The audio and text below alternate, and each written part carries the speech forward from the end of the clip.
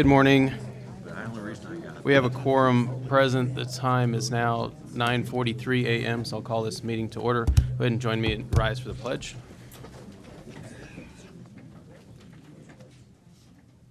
I pledge allegiance to the flag of the United States of America and to the republic for which it stands, one nation, under God, indivisible, with liberty and justice for all. Thank you all. I believe we have Ms. Genevieve Bales, FHWA, and Ms. Pearlie Tiggs, FTA, on the line with us. Is that correct? Also want to announce that Renee Rodriguez is back with us, appointed by the City of Socorro at its July 19th meeting, so welcome back.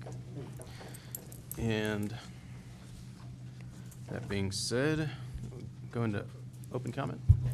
We do have public comment from Mr. Mike Rooney.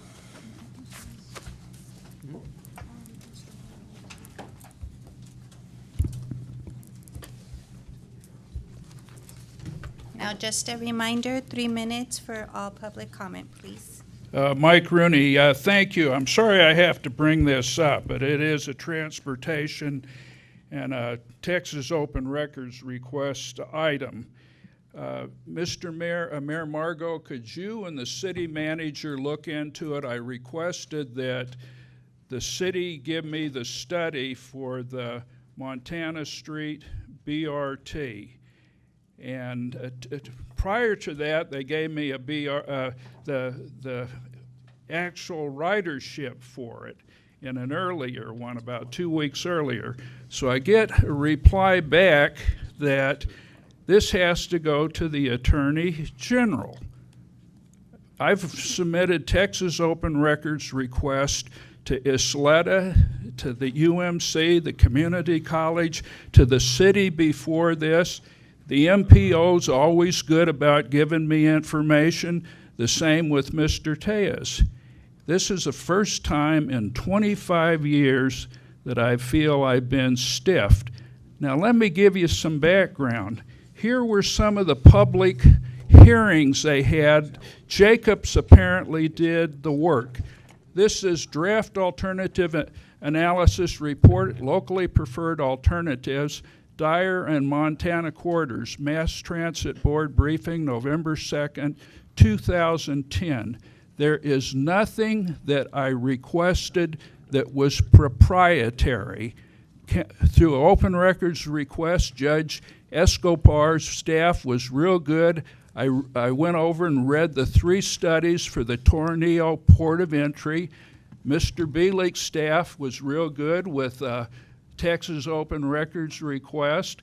I went and read the Dodge Street study where Hawkins could be extended from I-10 southward to Alameda, no problem. Same, Jane Shang, through an open records request, let me see the streetcar study. So could you please look into it? What I'm being told is nonsense. I want to thank Cito of Senator Rodriguez's staff, Mike of Representative Pickett's staff. I was curious about examining the old Court of Inquiry before Judge Marcus.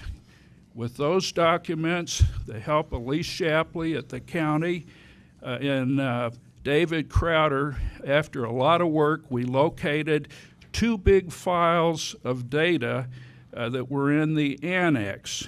The specific document I needed, I couldn't find. Representative Ortega was very helpful. What I was looking for was a petition, but she said it was initially a letter, and I still got to go back and look at it, but I was amazed at the creative work, and you told me you were a young lass when you worked on that went into and the different laws. So thank you for that very helpful information in case people want to keep stiffing me. Thank you. Thank you, Mr. Rooney. And I know that city folks have flagged over there for city attorney. Do you have any other open comment? Next, we have Francisco Ureta. No, sorry. Next, we have Mr. Scott White. Oh, item 8. Never mind.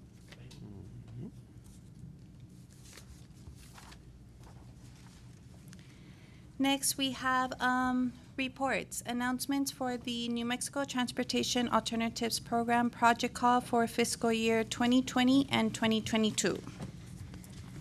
Good morning, Policy Board. Raquel Lopez, El Paso MPO. The El Paso MPO has announced the New Mexico Department of Transportation TAP call for projects that open on July 23rd for fiscal year funding 2020, 2021, and 2022. The estimated available funding for each year is $42,619. We have posted on our website all the material needed. The closing date will be September 7th at 2 p.m. Prior to the deadline, you should have submitted the draft forms and schedule a review meeting with the El Paso MPO. For the review meeting, we may have a New Mexico representative present. You can contact me for any questions or comments. Thank you. Yes. We had some comments in the past about coming in after the deadline. Have you gone ahead and just reached out to past applicants to begin with and asked them to resubmit or submit? Right, so with regard to TAP is that we follow the requirements that are set forth and approved by the board and also the federal partners. We do communicate to all the agencies that we have a call for projects. In this case is that we will communicate to the municipalities that are represented here to include the counties and others. So we do that. So yes? Yes. I've been told to speak in complete sentences. I'm just trying to find an opportunity for you to smile so they can take your picture and replace Yeah. the one that's on the board.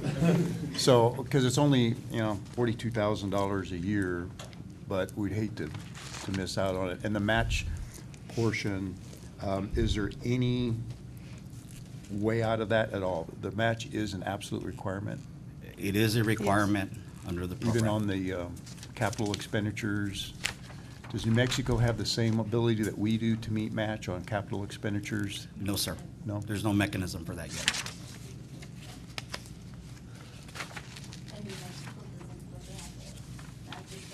No, the match is required, but the question was here is that can it be substituted from another program or be waived?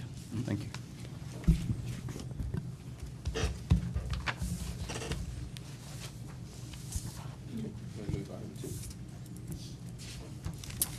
Item number 2 is discussion and action to approve the motions and minutes from the June 22nd Transportation Policy Board meeting. I have a motion to approve and a second. All those in favor? Oh, sorry, I'm sorry. Is there a correction? I apologize. Regarding the titles of folks, how many dollars, not the director of the Monica O'Brien, Mayor Thomas Anthony, those just need to be cleaned up. Are you sure? Tommy's not denying it.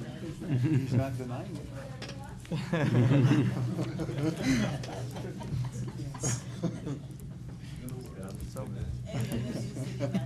They've consolidated a lot under the office.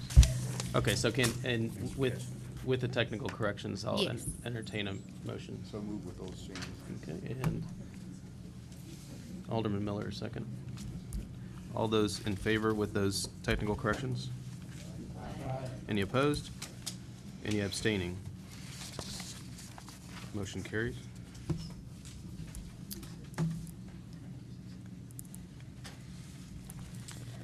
Next is item number 3, discussion action to approve the following. Item A is the 2018 planning agreement by and between the State of Texas acting through the Texas Department of Transportation and the El Paso MPO.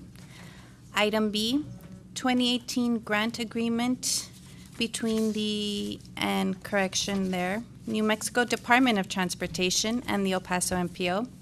And item C, First Amendment to the Mass Interlocal Cooperative Agreement between the City of El Paso and its capacity as the El Paso MPO and the University of Texas at El Paso. And item D, Memorandum of Understanding between the City of Sunland Park, Doña Ana County, the City of Anthony, New Mexico, and the El Paso MPO with a request for floor amendment on item 3C. And we can discuss that as we get to the item. So I don't know if you want to take them individually. Yeah, if we're going to have a floor amendment on one, I'd prefer to take them individually.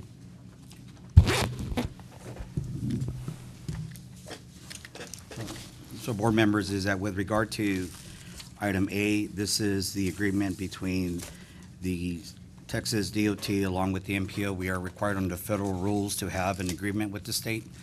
The documentation identifies the roles and responsibilities between the agencies.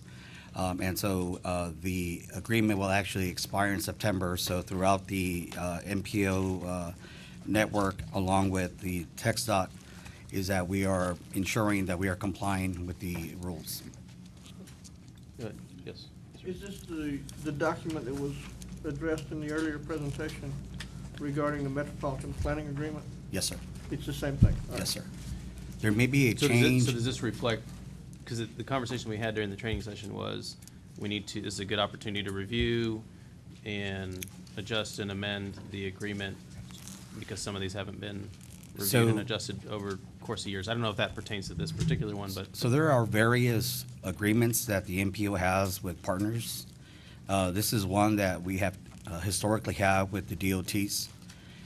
There are other new requirements that, under federal rule, that we are working towards. But this one specifically is with TxDOT. The next item would be with New Mexico DOT. Mike, could you tell us if there's any substantial changes in this agreement since the last one? Or kind of highlight what might be different because of federal statutory changes or agreements between the MPO and TxDOT? or Right, the so, state? so there are significant changes with regard to the law. Here is that we memorialize that there's performance-based indicators, measurements, targets that we must comply as an MPO and coordinate that with the DOTs. I think that's the greatest takeaway from this agreement. Yes, sir. Alderman? Mr. Bibby, TxDOT's reviewed this, if it's agreement, there's two sides, so I'm assuming TxDOT's already looked at this. And maybe, Bob, is it kind of a boilerplate that TxDOT's using with the other 24 MPOs? Yeah, it's pretty much the same. Disagree with tempo, basically. Right. Which is the organization Yeah. that represents Yes. MPOs in the state of Texas? Okay. Okay. We have any other questions regarding item A? I'm going to take them up individually. Do we have? Motion to approve. Okay, motion to approve 3A. We have a second from Alderman Miller. All those in favor? Any opposed? Any abstaining? Motion carries. Go ahead and move to 3B.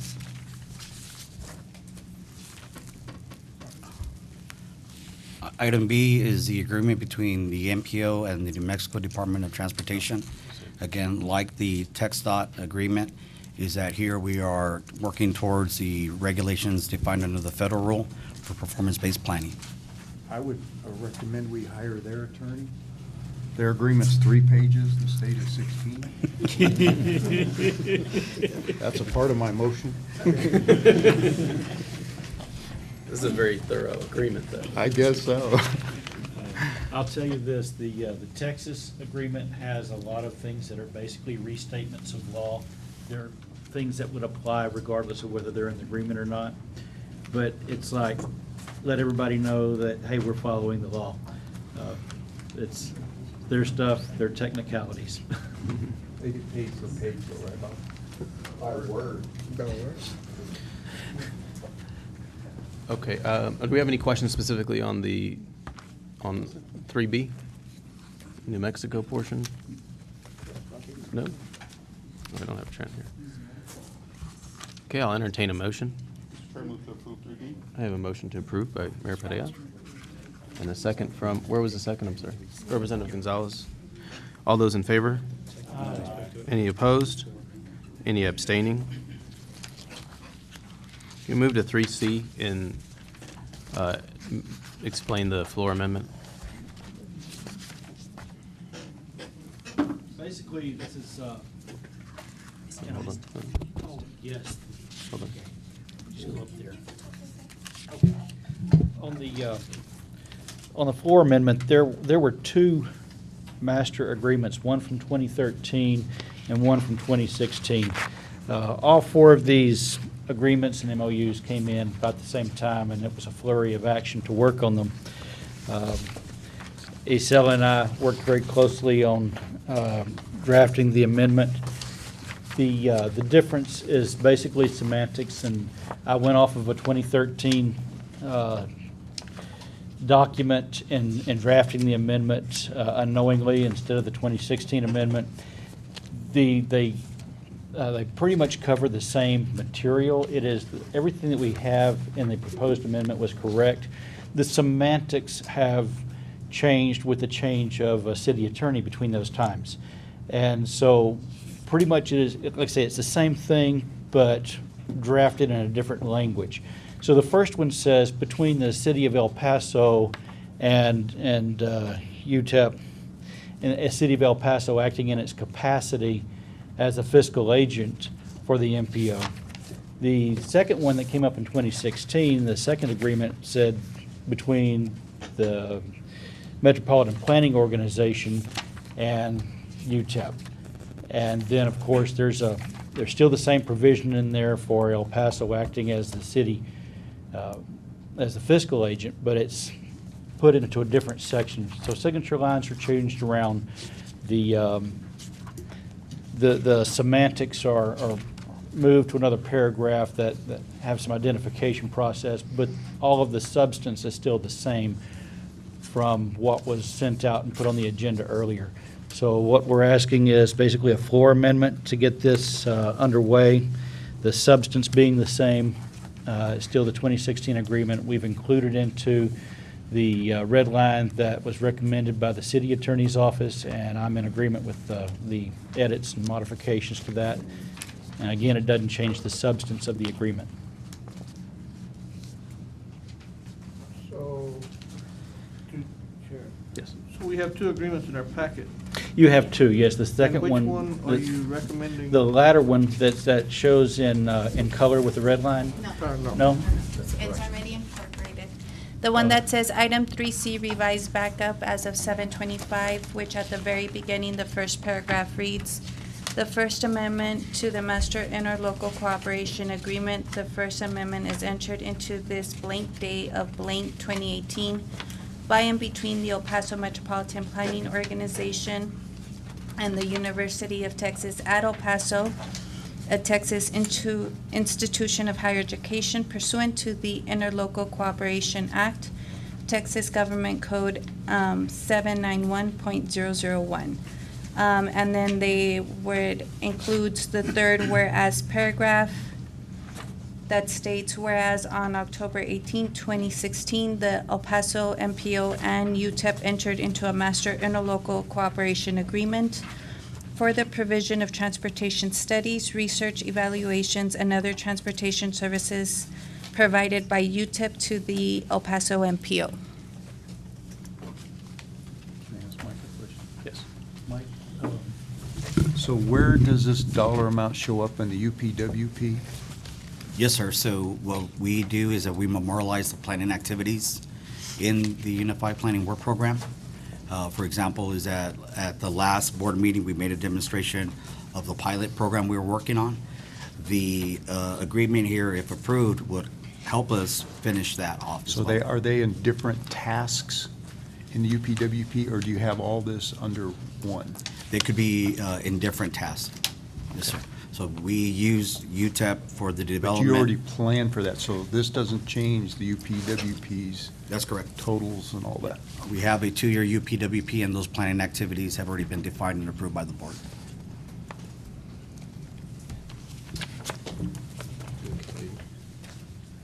Do we have any other questions? Other than it says Tommy Gonzalez, city manager, it should say aviation director. Can we add aviation director? Just consistency across the board, please. So I'll entertain a motion to adopt item 3C revised in our And packets. that's the second one in order in our packet. Correct. So moved. I have a motion from Representative Ortega, a second from Alderman Miller. All those in favor? Any opposed? Any abstaining? Okay, move to 3D, please.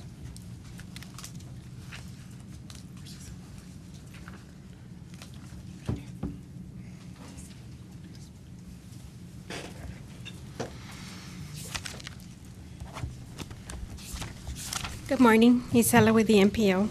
On item D, we get planning funds from New Mexico DOT, but before the FAST Act, we were able to waive the match. That is no longer the case. And because the MPO does not have any revenue stream, we don't have a way to come up with a match. And so we reached out to the New Mexico agency partners to ask for help. And so the Memorandum of Understanding is between the MPO and the New Mexico agency partners, where they will be helping us out with the match for the New Mexico funds. Right, so in short is that the federal dollars that we receive, there has to be a local contribution of 20% or less in this case. If we are unable, as the MPO, to acquire that match, we will not be able to do any planning activities for New Mexico. So we have worked with those agencies that are listed on the agenda to provide the match so that we may proceed and do those planning activities on behalf of New Mexico. And how were they doing it before? Texas is, or TxDOT's still paying our match, right? Yes, TDCs. So TxDOT is, so New Mexico DOT had It w- been in the past? No, it used to be waived. Oh, just waived completely? Mhm. So these entities probably need to ask New Mexico DOT for future, anyway. How much is the match? It's actually about 8,000 per year. So what is before the policy board is the planning funds, Yeah. also FTA 5303 Right. dollars. So it's transit and I mean, highway they dollars. have to, they don't have a choice. I mean, if they don't put up the match, we don't receive the planning funds, period. Correct. Right. There could be some significant issues. Again, is that with the new ozone requirements, we do understand that Doña Ana County has been designated non-attainment for ozone. Could I recommend to the board that we, as a body, though, communicate to New Mexico DOT and ask for their support in the future? I don't think there's anything wrong with that. I mean, coming up with $8,000 a year for this region out of New Mexico DOT's fund, I mean, I think it would help these entities if we at least did that. And they did help us out for FY18 because we didn't have enough time to go out and look for the match 'Cause, I for mean, this year. It's to their benefit as well. I mean, if we don't have these planning funds, New Mexico, period, doesn't receive the planning funds. Right? Mhm. Right. It's either that or bake sales. Yeah. Or we can ask Clint Eastwood to come back to Mesilla, take pictures with him. But could we do it that way? Could I just ask that on just a subsequent agenda that we have a discussion action item requesting board support for New Mexico DOT's match in the future for the federal planning funds? Yes. I'll make note of that. You're really making a note? I am. I'm literally making a note right now. Look, Can we- it says pick up buns, Excuse hot me. dogs, potato chips. Do We we have have- Jolene here from NMDOT. Thank you, Jolene Herrera, NMDOT. We did talk to upper management about the DOT providing the match. I guess what was decided is we have 5 MPOs in the state, and the New Mexico Department of Transportation doesn't pay the match for any of the others. So it would be seen as unfair if we paid the match for this area. Oh, I think this is still the way to go and get the other 4 MPOs on board. It's so important to New Mexico as a state. I mean, I agree. and let's CC the other 4. And I'm serious. I'm serious, though.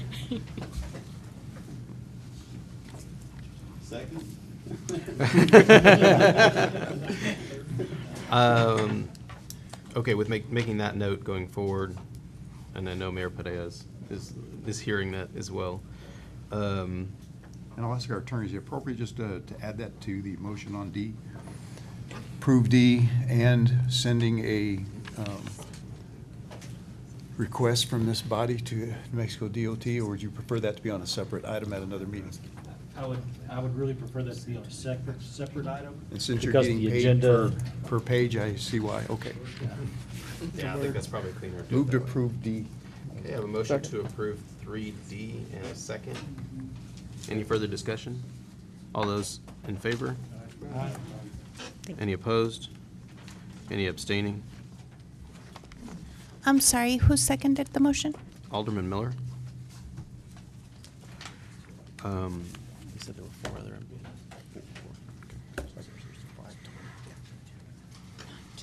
Okay. Item 4.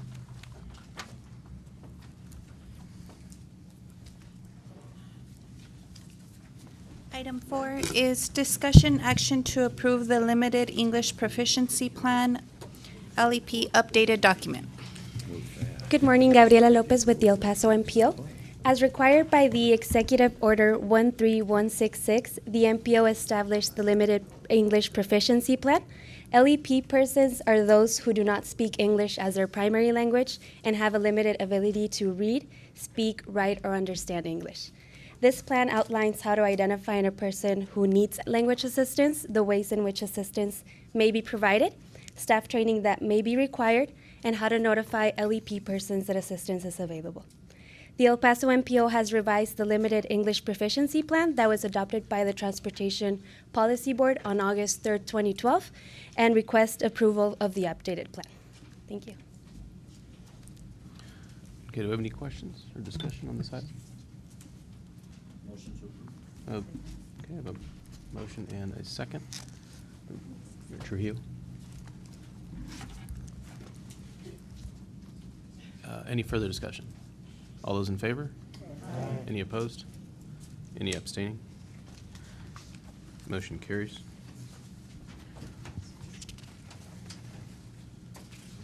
Item number 5 is discussion action to approve recommendations from the Executive Committee to recommend to appoint Roger Williams as interim executive director and negotiate contract terms.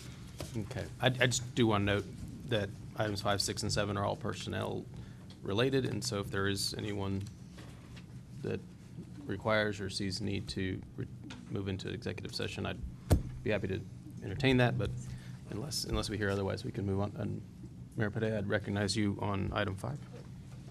Yeah, the executive committee has voted unanimously to recommend Mr. Roger Williams as the interim executive director. In the meantime, while we start a search for the executive director. I would move to approve with just one clarification. Who negotiates who are we giving authority to negotiate contract terms? That we did not discuss yet. I would figure it'd probably be the chairman that would do negotiations.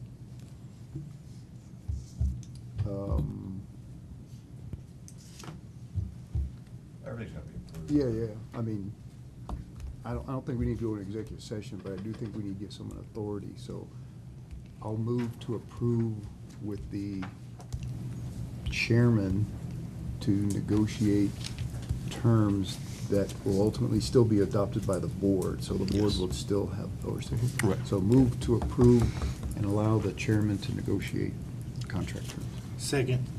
Okay, I have a motion and a second. Not to exceed $400,000 a year.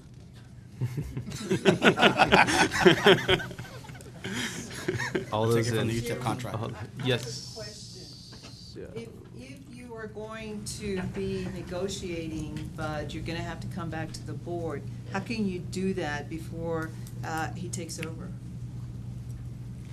The only other way in my mind would have been going back to executive committee to actually, To approve it? no, to provide a range.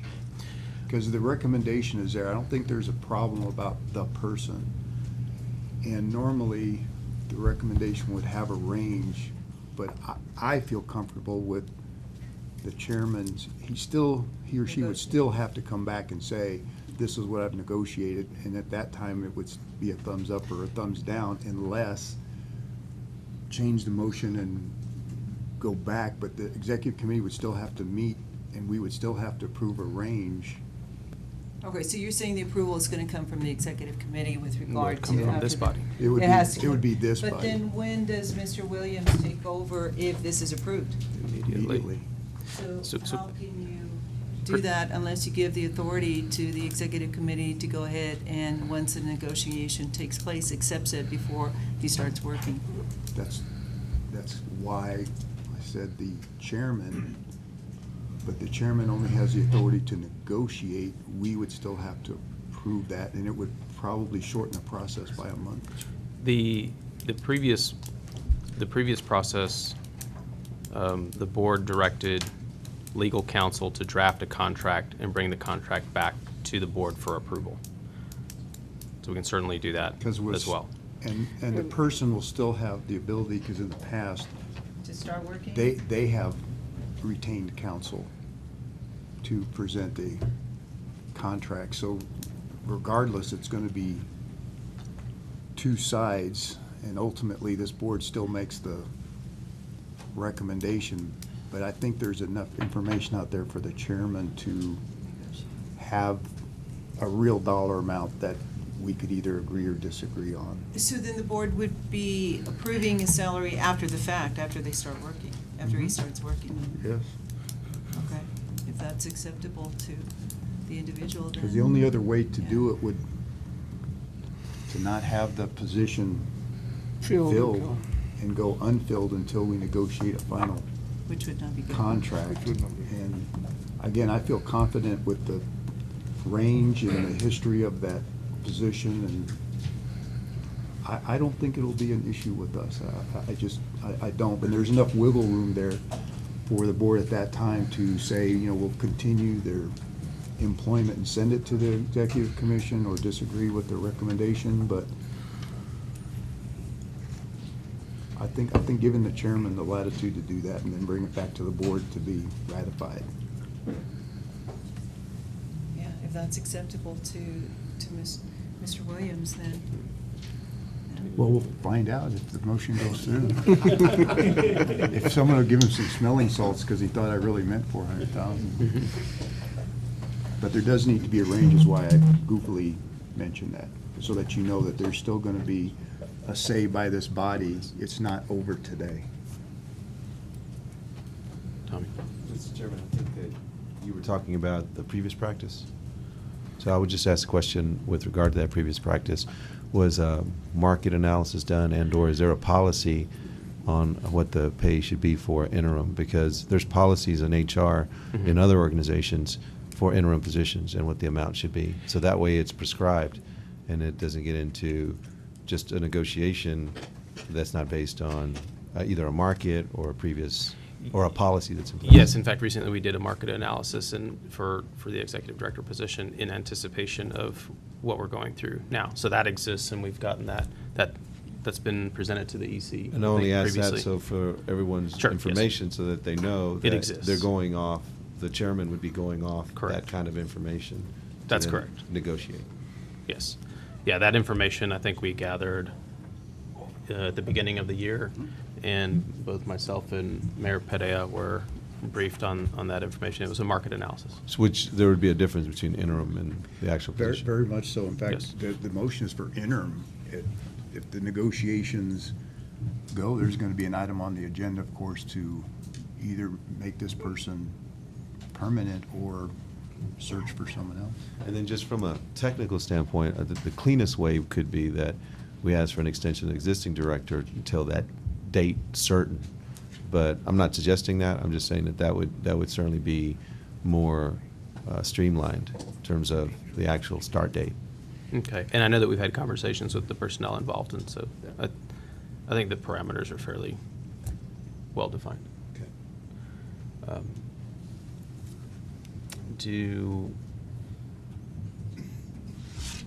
You had a motion? The motion was to allow the chair to negotiate terms and hire Mr. Williams as the interim director. Okay. Do I have a second? Okay. Any further discussion?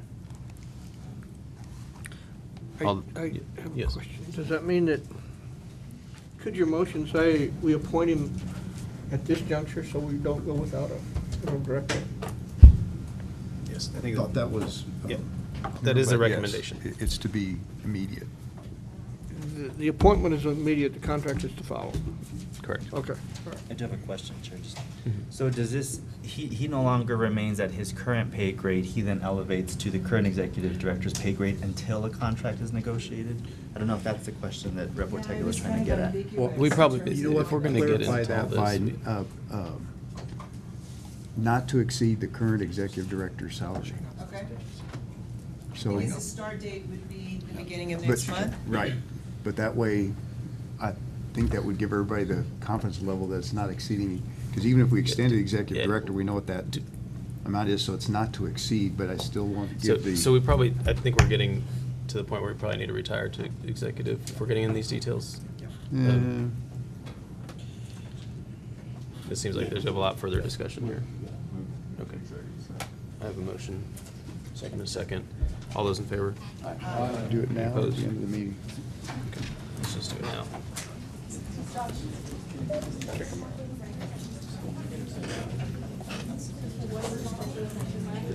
Because you can elevate him in title and then come back with the paperwork after the fact. Yeah. Which is Yeah, what we that did, was that's my what we did point. with, that's what we did with Mike. We just told legal to draft the contract and bring it back for our approval. We also have to make it effective August 1st, because Mike's still there for the next 2 days or so. I don't think it has to be difficult, but I think it's a good idea to make sure. No, but I don't want to. Yeah. Not a penny over $3.99 now.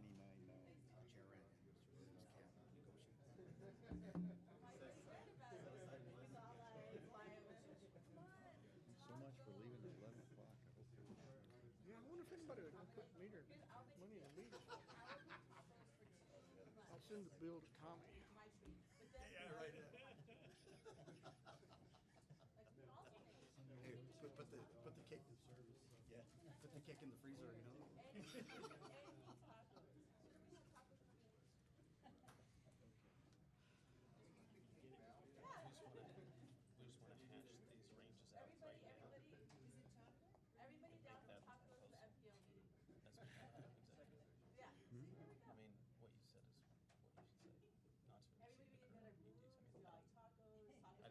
mean, what you said is what you should say, not to exceed the current duties.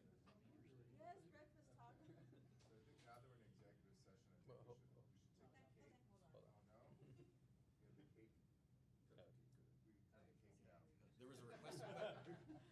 Somebody asked to put it in the freezer. I hope it wasn't an ice cream cake.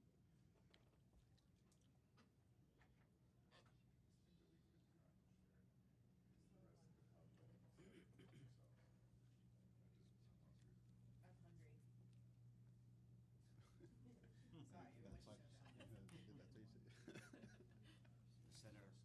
I get so hangry, about to be really hangry, y'all are gonna be really upset. Sorry, this conversation is not germane to the subject.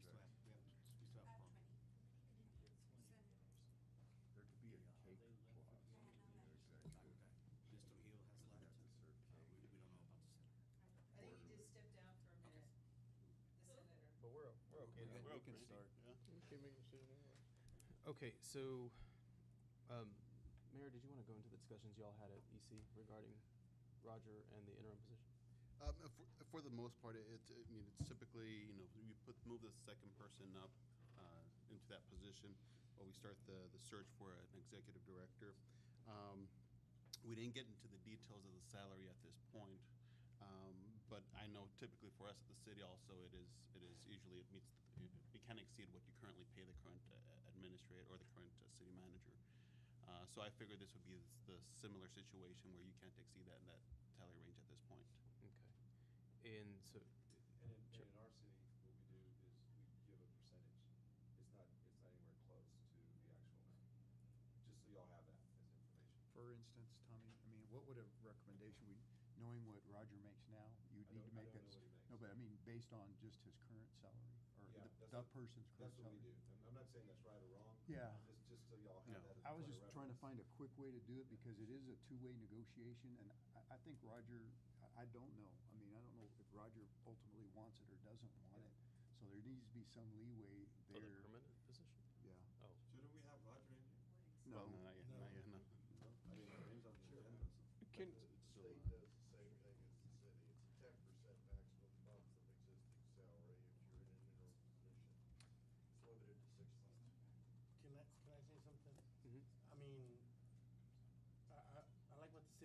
because if you already maximize them to what our current one is already making, then you're obviously letting him know that he's gonna get more than the previous one.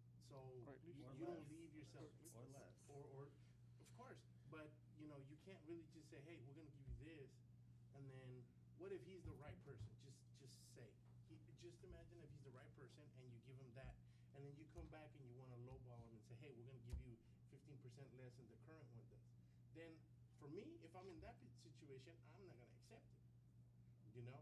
So then, we're gonna have to go out and search for, you know, somebody. We're gonna be that- searching anyway. Right. We're So- searching anyway. Yeah, that's true, but I mean, what does that say?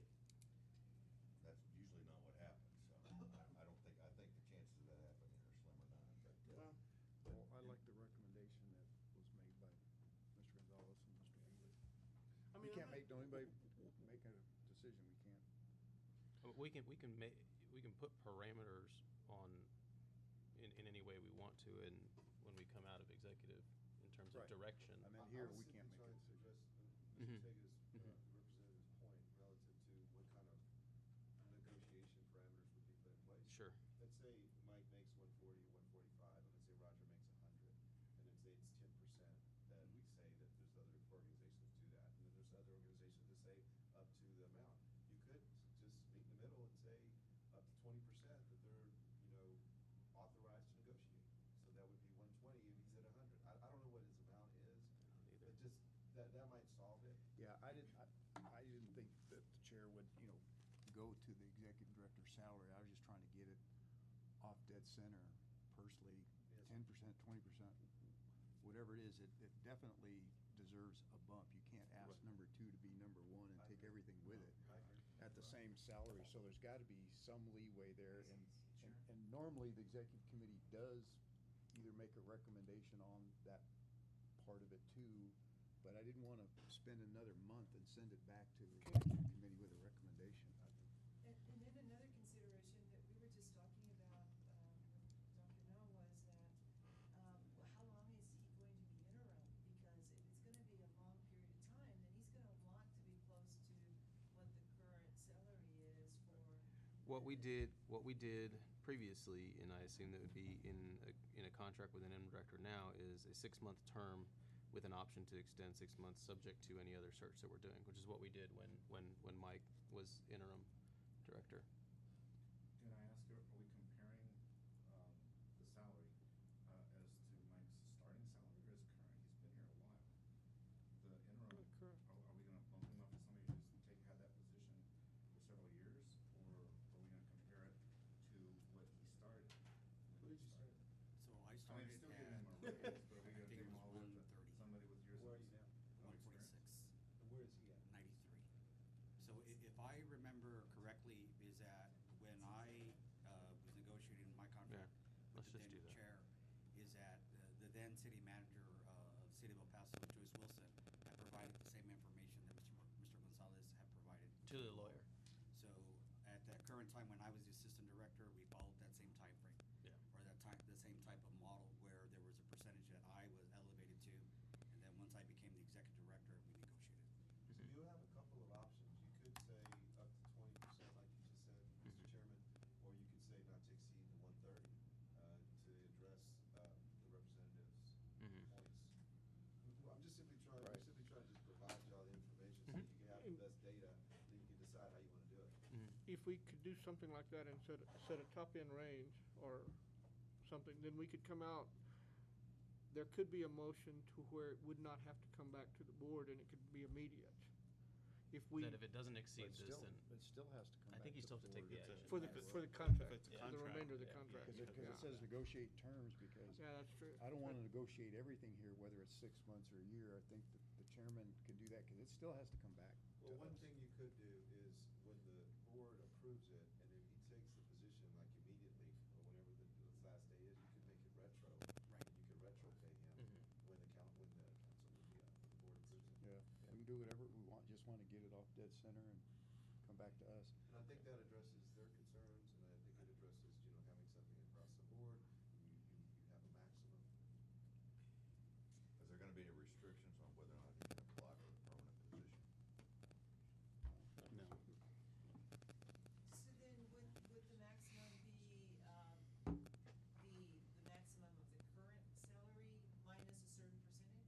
I think it's the other way around. It's I think it 20 a motion that's possible to be made would just be to allow the chairman to negotiate up, not to exceed 20% of the current salary received, something like that. And all other terms, though, would still be negotiated by the chair, and it still has to come back to us. So even if, even that motion is made and accepted, as far as the term-wise, 6 months, a year, that still is yet to be negotiated by the chair, and the chair can't, unless we give him total authority to sign out, that's not what we're doing, you still have to come back.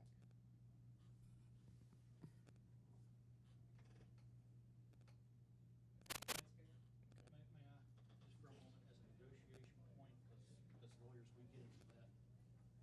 We're okay. Okay, we get into that all the time. If you go out and you make a motion publicly and you say a maximum up to 130,000, you're setting a point to negotiate to. If you say it as a percentage of something, that's not thrown out there. They can go figure that out, but you're not necessarily Yeah. throwing Okay. a dollar figure out there. That's kind of a motion that I'm thinking about.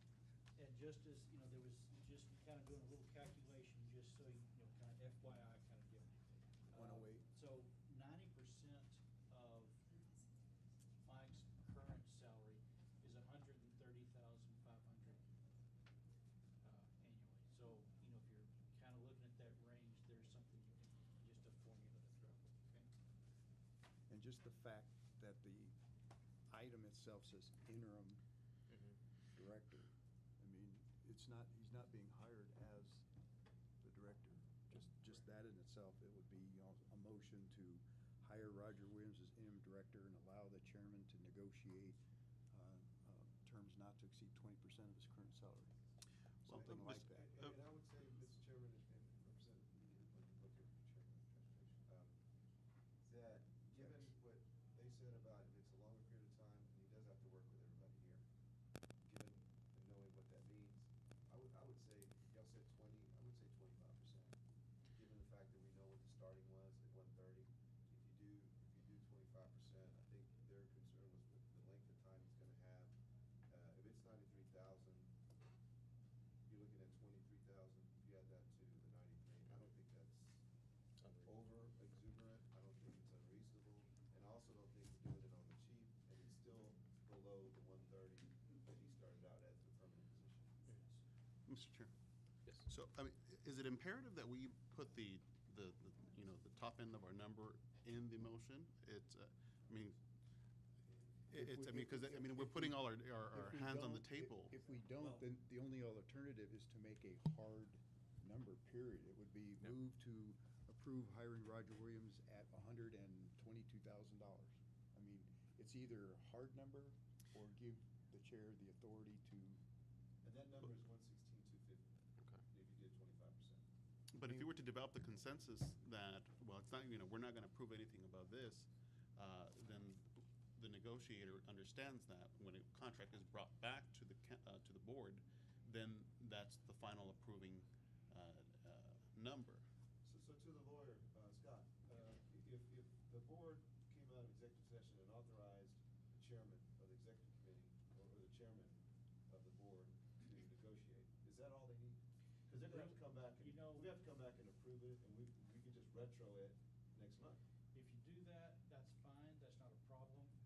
You're not making a decision in executive session to limit it to a certain number, but there's discussion and talk and guidance. But you so can that's give fine. direction in executive Right. session.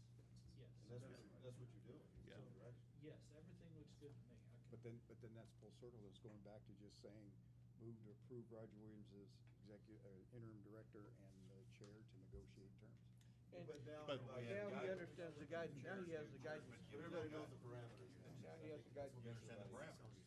So if the chair comes back with a, you know, a $200,000 salary, well, you know that that's not. That's only what- half of what he wants. Okay. All right. So I feel satisfied with the conversation. Yeah. Here, anybody have anything else to add? Ask down there if the conversation's okay, because now we're going back to square one. No, I was just saying that, was there anything else that conversation. So for now, are we bumping them up? Have we known? It's up to the chair. We're gonna give it a total, we're gonna give total authority to the. There's, we're gonna negotiate. But we're giving the authority to the chair. So what'll happen is next time we meet in here, we'll say yes to whatever the number is, and you'll get it retro. It'll go If- retro. If everybody says it's okay, we'll get it retro to the date he started. Okay, so if he gets that pay and then we don't hire him afterwards, does It's he go okay. back down to his own pay? Go back to the 93. Okay. That's exactly right. Yes. Yes. Which has happened. That's right. Okay, Do we have to do any executive session for the remaining? I was gonna say, maybe we should go in and also ask Mr. Foster to leave and we can discuss item 3 while we're in executive already. number 7. Yeah, number 7. Do we want to do that? You have to go back out, Scott, and say it, like I know we do. And you just said executive session for this item. You Right. didn't say executive Yeah. session for the other two items. Right. You have to go back out. Sorry. turn Can on come the back in? lights, Okay, it may not be that go serious. back in. Right. I'm sorry, that's my mistake. Well, just open the doors and then close them and then. Hear ye, hear ye, hear ye. No, I- All who come before. I apologize. I apologize. We should have done it that's my fault. Okay, well, I guess. So don't be surprised if I make the original motion I made.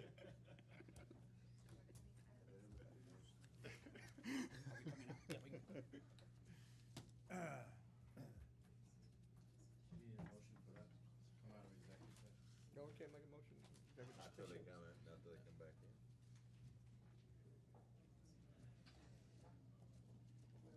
But do we, before they get seated, do we want to tell them that? Tell me you're gonna go back out again? I don't think we can. Do you think we're gonna need to go on the second one, that one? I don't know. I didn't think we need to on the first one. And if we don't need to go in, And the second one, we definitely don't need. We just need to arm wrestle the percentage.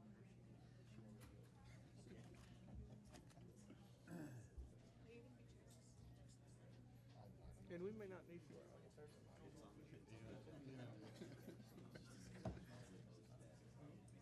But I can say negotiate terms. Council, saying longer lunches.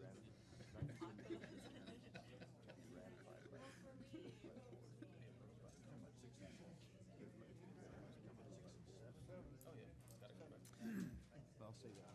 Sorry about that. I should have waited till we were taken over.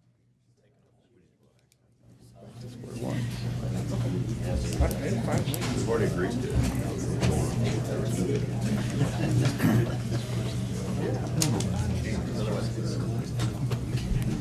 Well, you know. I love chocolate, but. I agree. We don't have to make a motion to come out, do we? Yeah. Oh, we do. Make a move to come out, motion to come out of, make a move to come out of executive session. Make a motion. I would move to come out of executive session.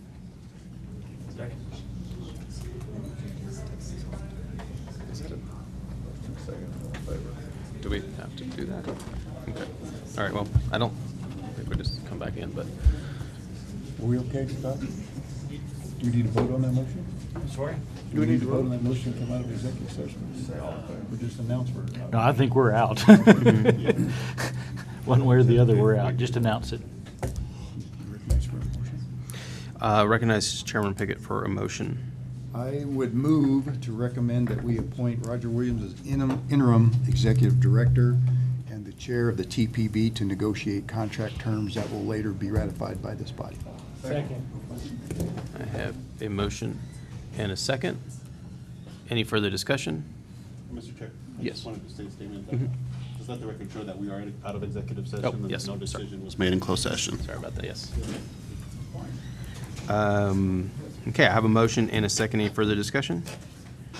All those in favor? Aye. Any opposed? Any abstaining? Motion's approved. Move to item 6.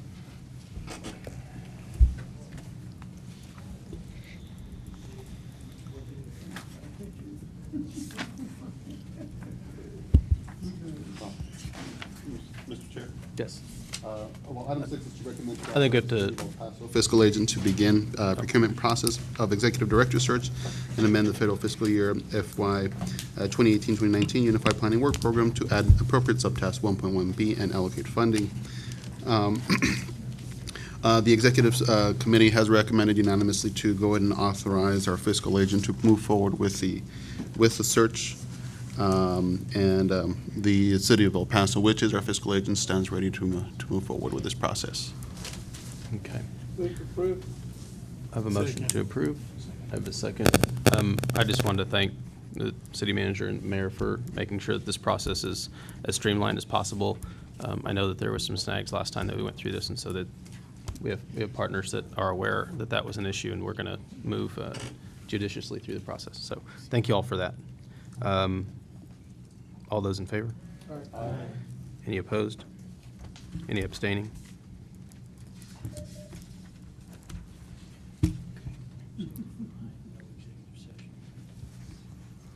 Okay. Item number 7 is discussion action to approve recommendations from the Executive Committee to enter into a new professional service agreement with MPO attorney Scott P. Foster to extend contract for 6 months, and that period would be September 1st, 2018 through March 1st, 2019. Move to approve. I have a motion and a second. Any further discussion? I'm sorry, who seconded? Who was the second? Ortega. Scott. No.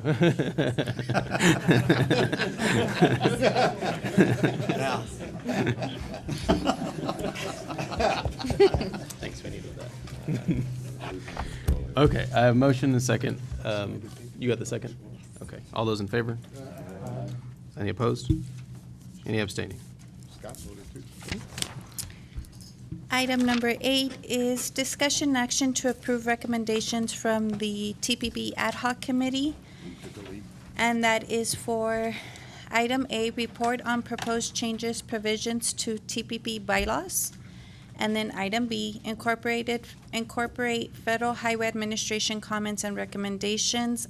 Number 1 is to add New Mexico in Section 1, mission statement in paragraph 1, and Article 2 definitions in Metropolitan Planning Organization paragraph. Item 2 is correction of provision of U.S. Code changed from 59 to 49 in Article 2 definitions in Metropolitan Planning Organization paragraph. And item 3 was correction under Article 2 definitions under Transportation Improvement Program, the designation year period of 3 to 4 years. Second. And I'm not entertaining that motion at this time. Representative Ortega, I know that you headed up the ad hoc committee, so I want to give you an opportunity to walk through that process and explain the recommendations that you've brought here. Thank you. I realize that this was not an easy task to do because this has been something that has been attempted in the past. And so we had the prior knowledge as to what had happened and why it had failed. And I know it's always very difficult because you're going to be taking a vote where your potential position on this board, you may be wiped out or no longer be a board. But the whole purpose was to make this board more functional. And the chair, we were appointed in March of this year to study only specifically the composition of the policy board. We were instructed to hold 3 public hearings, and we were then told to return to this board within 120 days our recommendation. The members that were appointed to this committee, there was 9, and they were our Mayor, Dee Margo, who was the vice chair, designated as vice chair of the committee, the director of Sun Metro, Jay Vanasek, city representative Cassandra Brown, state representative Mary Gonzalez, city manager Tommy Gonzalez, alderman Walter Miller, county commissioner Vince Perez, city representative Peter Schwartzbein, and myself. So what we did was initially, after getting appointed to this ad hoc committee, we held our first meeting in April. And at that meeting, before we actually got together, every member of the committee was provided with information that actually dealt, number one, with the composition of other policy boards in the state of Texas, showing the region, the actual membership numbers, et cetera. At the meeting, the members of the committee were told specifically what it is that the federal regulations require as to who has to be on a policy board. And by federal regs, so I'm going to repeat it here, the board has to include local elected officials. It has to include officials of public agencies that administer or operate major modes of transportation in the area, including representation of providers of public transportation and appropriate state officials. Those are the only three requirements. Now, under federal regs, again, which is what we have to comply, there are various committees that can be set up for the purpose of actually getting to the goals that were actually the requirements that were explained to us this morning in terms of the process, and getting recommendations from the community, input from transit authorities, et cetera. So the thing that what was decided during the initial meeting was, all right, let's talk about how we're going to set up the public hearings that we're going to have. It was decided that we were going to actually have, instead of 3, that we were going to have 4 public hearings. And after having the public hearings, and it was really decided that we needed to publicize that. So the effort was made to tell the public about each public hearing that we were going to have. We did that through the media. There was a publication in the newspaper, and there was also emails that were sent to anyone that was believed who would be interested in what we were doing as an ad hoc committee. And we also decided that after the public meetings, we were going to specifically schedule 2 meetings to actually discuss the composition after we had gotten input or not from the public hearings. So at the first meeting, we actually set when our next 2 meetings were to be held. The last thing that we decided was that we were going to, before we came back to this policy board, we were going to actually have our federal partner look at what we were recommending, because the last thing we wanted to do was to bring a proposal to this board that was not going to be in compliance with the federal regulations. So we specifically, our executive director was there, we specifically asked that once we had approved, if there was going to be an approval on the change of the composition, that we wanted to have the federal partner to actually review it and to tell us, are we in compliance? Because in the past, what occurred was the attempts that were made to change the board, it was determined that there was no compliance, and we weren't going to bring something to you all unless we knew that the federal partner was in agreement. And I have to say that after going through all of that process, we have received word from the federal partner that what we are proposing is in complete agreement and compliance with the federal regulations. Now,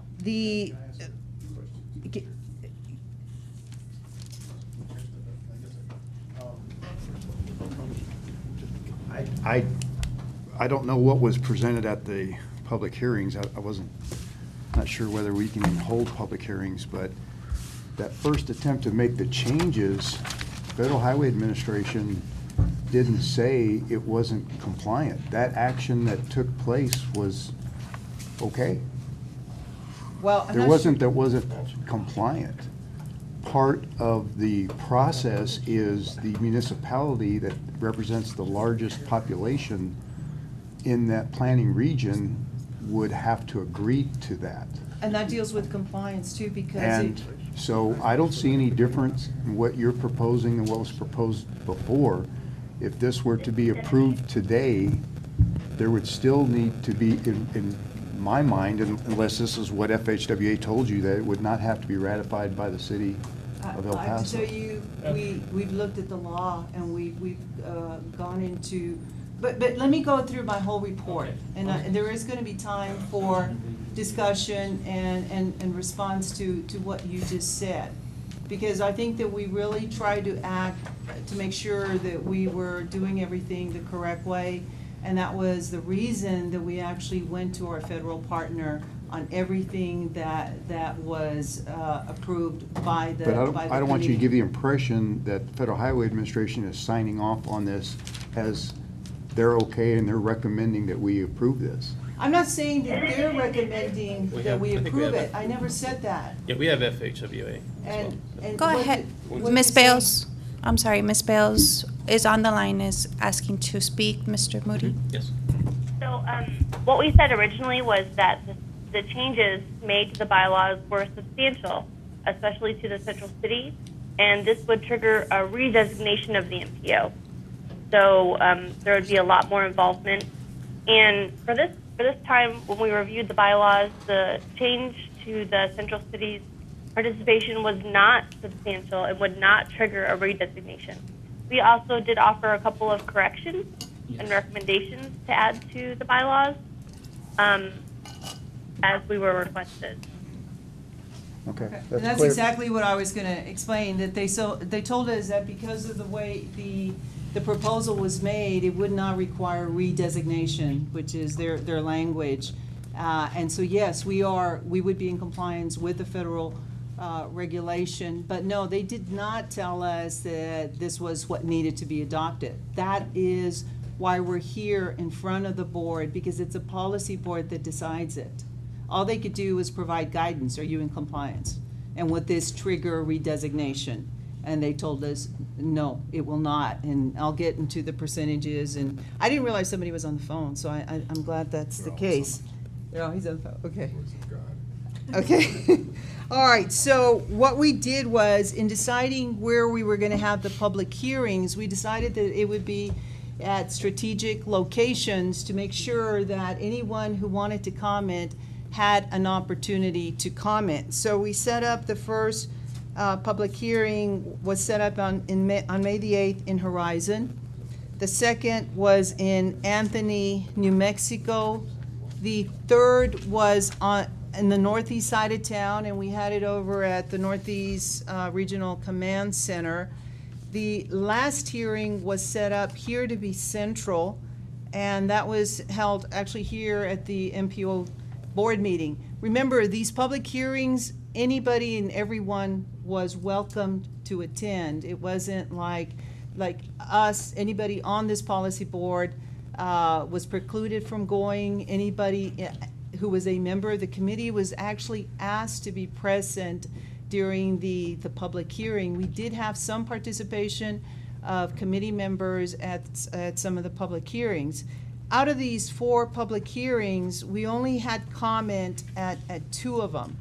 We had people that provided testimony in Anthony, New Mexico. We had David Armijo, who is the executive director of South Central Regional Transit District, who commented about the type of operations and services that they specifically perform. I'm just kind of giving a summary. There was other things that may have been said during the public comment. We also had our New Mexico local TxDOT regional district engineer, Mr. Doolittle, who commented about the fact that there's a difference between rural and urban transit representation. We had Jolene Herrera from the planning division of the local New Mexico DOT, who basically agreed with the comments that had been provided by the 2 other individuals. At the last public hearing that we had, which was here, we had Scott White, who made several comments, including that he believed that a policy board should be made up of only elected officials because they could be held accountable to the people that they represent. And he did not believe that the board should have any representation by agencies, in essence, any kind of other type of entity rather than elected. Can you clarify who Scott White is? Scott White is somebody that actually gives testimony here quite often, but let me see if I can find my He's an notes. expert in transportation. He's with Velo Paso. He's a what? Right there. Yes, so that was the comment that he provided. And I should say that at the beginning of every public hearing, we went through a great effort to actually create a PowerPoint. And the PowerPoint was giving a very nice targeted overview of what we were doing, why we were doing it, what the current composition of the board is, and what the mission, the duties are of the MPO. So it was actually providing information to anyone that was going to comment so that they would have some knowledge about it before they actually provided comment. After the public hearings, we then had, as was scheduled back in April, we had two hearings or two meetings, I shouldn't say hearings, two meetings of our committee. The first one was held on June the 7th, and the second one was on June the 20th. And they were again here, and again, those meetings were open. It wasn't, nobody was precluded from coming over here. So as a result of those meetings, there was a vote taken after various discussions as to what we should do on the composition. And this is what y'all now have received, what the recommendation is going to be. And basically, I'd like to kind of summarize what the recommendation is.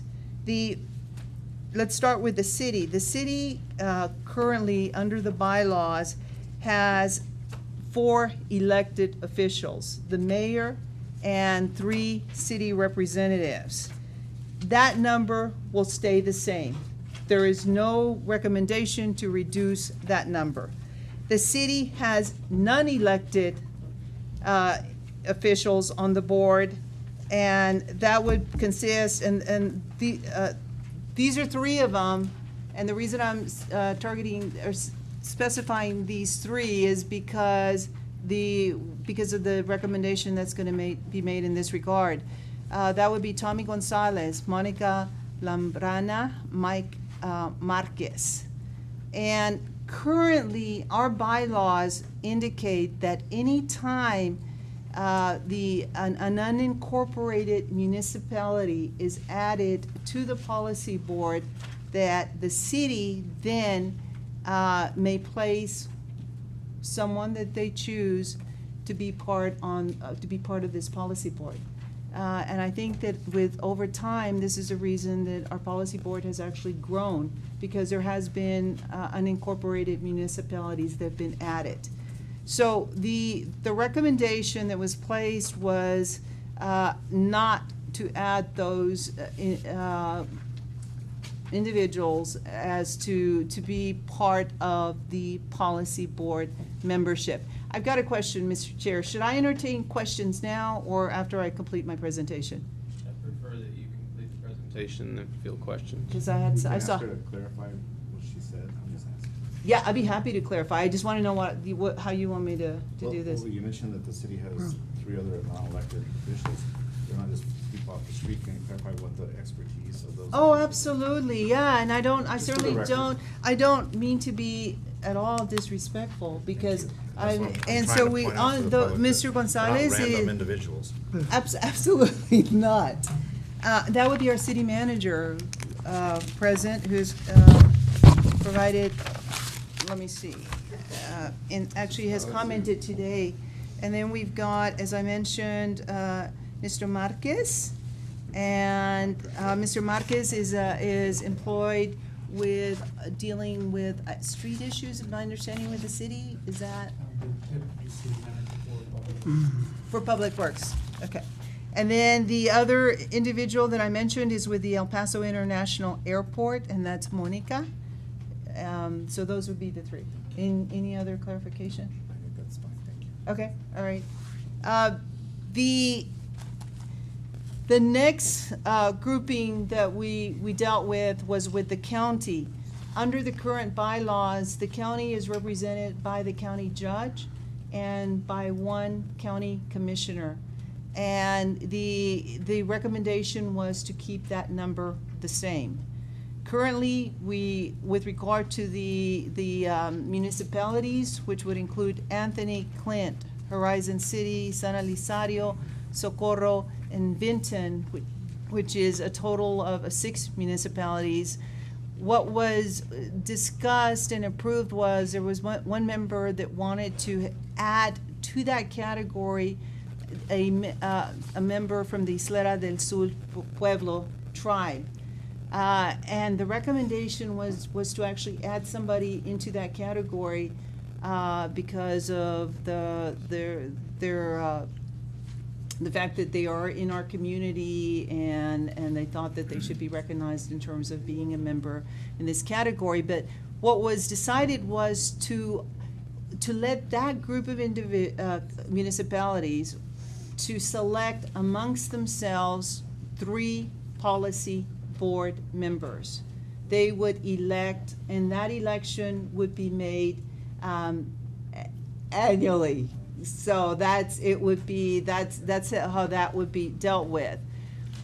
There was cuts made in every category in order to get to the numbers that we're going to propose. Currently, the Texas legislative delegation has 6 members. That would be 5 state representatives and 1 senator. The recommendation there was to keep whoever the state senator is, to keep that person as a member of the policy board, and then to have the remaining delegation to select 2 people out of their membership to sit on the policy board. The next recommendation was that the director of Sun Metro Mass Transit continue to serve as a voting member. Because again, when I explain what's required in terms of policy board, that's very important to keep that individual.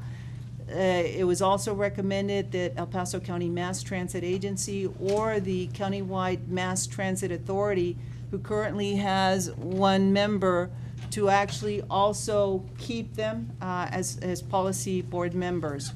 With regard to New Mexico, Donna Ana County will continue to have an elected, it was recommended to continue to have an elected official serving on the policy board. 1, New Mexico currently has 2 cities, 2 municipalities that are serving on the policy board. That would be the city of Anthony and the city of Sunland Park. The recommendation is to have these 2 cities decide who will be the policy board member, to only have 1 participating. Currently, with regard to the New Mexico delegation, the bylaws call for the senator and the state representative in this area to sit on the policy board. I think that everybody has taken note that the person that participates has been the state representative, and for whatever reason, I've been told it's because of distance, because they may live in Santa Fe, we don't have and I don't know that for a fact, but the state senator has from New Mexico has not participated. But the recommendation was to let the senator and the state representative decide who will be the voting member on the policy board. So that would be cut down to 1. Currently, we have 30 board members, policy board members, sitting. And so with those numbers that I just gave you, the board would drop down to 17 if it is approved. The committee then said, with regard to certain current board members that are not selected to actually become the representative on the policy board, for instance, say I'm not selected to sit as the state representative on this board, then certain category would then become ex officio members on the board. In other words, they would have all right to sit at the table, to join in the discussion the way we operate, but they would be non-voting members. You'd be appointed to That's correct. They could be appointed to subcommittees. They could still have, yes, So, under your policy recommendation. recommendation, those ex officios would be, we'd still have Mike or Ted, we would still have Mr. Gonzalez, we'd still have Monica here at the meeting, though. They'd still be at the table? Good, that's a good question. Those three that I mentioned, they would, the way it was recommended, and again, this was done by majority at our meetings, those three, because they're not elected, they were not placed as ex officio. But there's nothing, what we're recommending is something that can be discussed here today. And if it's decided that we're going to approve, they could be added. We could say, there could be a motion to add those three Well, let me do individuals. it this way, the ex officios that you're recommending, they would be sitting at the table. Yes, sir, And just when it came down to all in favor, they just don't get a vote. that's correct. So we would be reducing our numbers from 30. 217. My calculations, there'd be 29 people at this table making presentations, asking questions. Nothing would change except when we came time to take a vote, we just don't count their vote. But we're reducing this body by one. Well, I'm not saying that we're not, well, actually, it would be three that would be reduced, but let me go ahead and No, further explain. I'm adding the numbers that you have here. You've got 17 voting members, 12 non-voting members, for a total of 29, who would sit here and we would have the same discussions, the same participation, same asking questions, the same going back and forth. It's just when a motion was made, they couldn't make it or vote on it. Well, and they have to choose to participate. It's not automatic. It's up to them. Just like it is this body Yeah. here. I mean, we're trying to Well- get participation. Okay, so. Okay. So we're just, as far as here at the table and having monthly discussions, we're just down by one. Yes, we are limiting as to who can vote and who That's- is an official member of the policy Okay, so that's what board. this all is limiting who can vote. Yes, because That's it's, what the whole plan here is. well, the whole plan was actually to try to make this a better functioning policy By board. limiting the number of votes. No, I wouldn't word it that way, by making sure that everybody gets representation and that representation is in compliance with the federal regulations, okay? So then what was recommended with regard to ex officio members, that was the local district engineer, the New Mexico district engineer, every non-voting Texas municipality, the non-voting New Mexico municipality, the non-voting Texas state representatives, the non-voting either state senator from New Mexico or the New Mexico representative. Added to this list, the committee wanted to add an elected official from the state of Chihuahua to be an ex officio member to the MPO. So in order to actually become an ex officio member, the proposed bylaws are saying that an individual has to indicate, provide a letter to the chair of the board that they want to be placed as an ex officio member. The non-voting member will not be counted for the purpose of a quorum. The quorum number would actually change as to what would be majority. It would go down to 9. Currently, we have, the quorum has to be 16.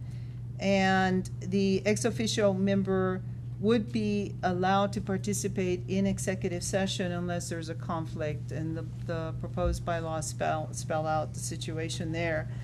And as was said, Is the second person you're recommending to be added? I'm sorry, I didn't catch it.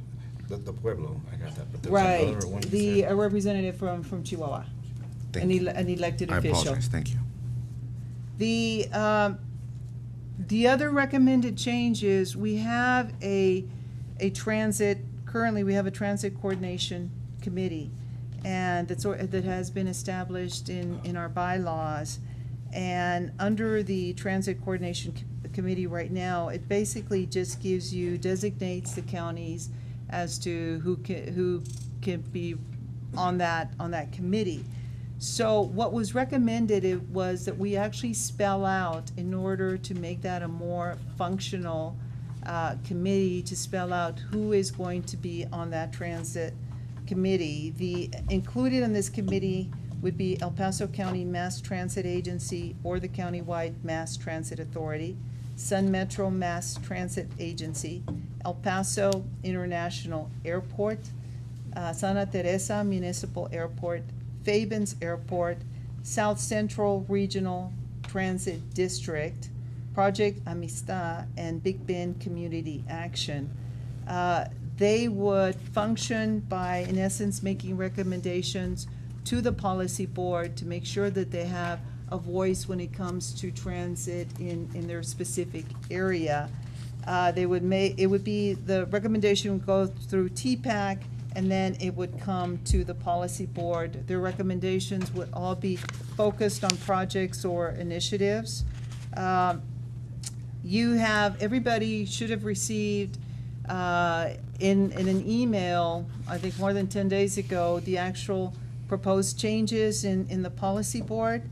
And in order to accomplish this, that's why you got the proposed changes in the bylaws, because in order to change the composition, it had to be done through, actually, we'd have to vote on approving the proposed changes in the bylaws. Understand these are recommendations, and that was what our mission was when we were appointed. Our scope was the composition of the policy board. There was, one of the meetings, one issue that was brought up is we need to change what is considered an excused or a non-excused absence by policy board members. And that certainly is something that can be addressed by whether another committee can be set up to review certain other issues in the bylaws. But that was not our mission. I want to thank the people that sat on this committee, because we had we did have a large group of individuals. I don't think that all of the decisions that were made were easy decisions, but I have to say that everybody had an opportunity to express opinions, and everything was taken into consideration. And I know that before, the reason that we were set up was because there had been many discussions as to, we are too large of a board, even to get a quorum in the past has been difficult. And so there were various reasons as to why the chair and others wanted to look at the composition. I fully recognize that it's never easy to say, okay, if I support this, that means I'm no longer going to be a policy board member. And I think what we have to focus is on what's good for the community, and that we have a strong, working, functional policy board. As was pointed out a while back, is for the size of our community, and in comparison to other urban communities, I mean, we are basically the largest policy board. There is one policy board that is larger, but they're not a policy board, they're a COG, and that is the Dallas-Fort Worth area. So with regard to our numbers, our population, we're the biggest. Yes, sir. I told you they're not a policy board. They're a COG. No, ma'am. The majority of MPO's fiscal agents are a COG. We're not talking But about fiscal they're a policy agents. board, just like we are. They have an agreement with the governor of the state of Texas and the federal government. It's not because they're a COG. That's just their fiscal agent. They're a transportation policy board, just like we are. Mr. Pickett, they are recognized as a COG. They perform the functions of a policy board. But if you looked at the material that we sent you in terms of what they're called and how, and I've got it here, and I'm happy to show it to you, but the Dallas-Fort Worth is a cog. The decisions that the MPO makes are through that cog. Those people that sit on that policy board do not sit on the COG board. They are a policy board, separate from the COG. What difference does this Well, make? I mean, I can show it to you. You can show me all you want. Okay. Well, Our discussion is not yes. about DFW Right. and their Well, function. but we're using this basis for trying to make this change on information that's incorrect.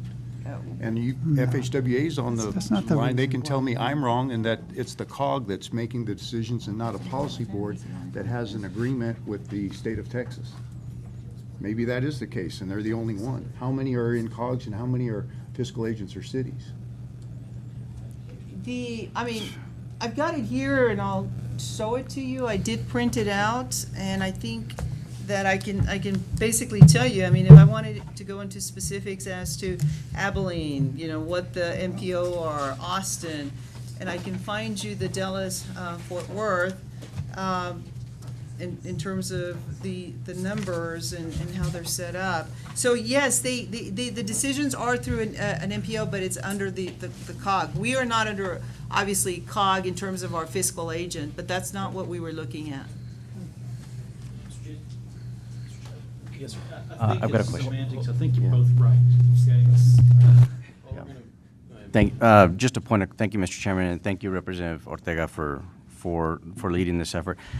Just a point of clarification, the COG serves as the fiscal agent in those other communities, right? They are not the the TPB. They're not the policy decision makers. They are the fiscal agent, correct?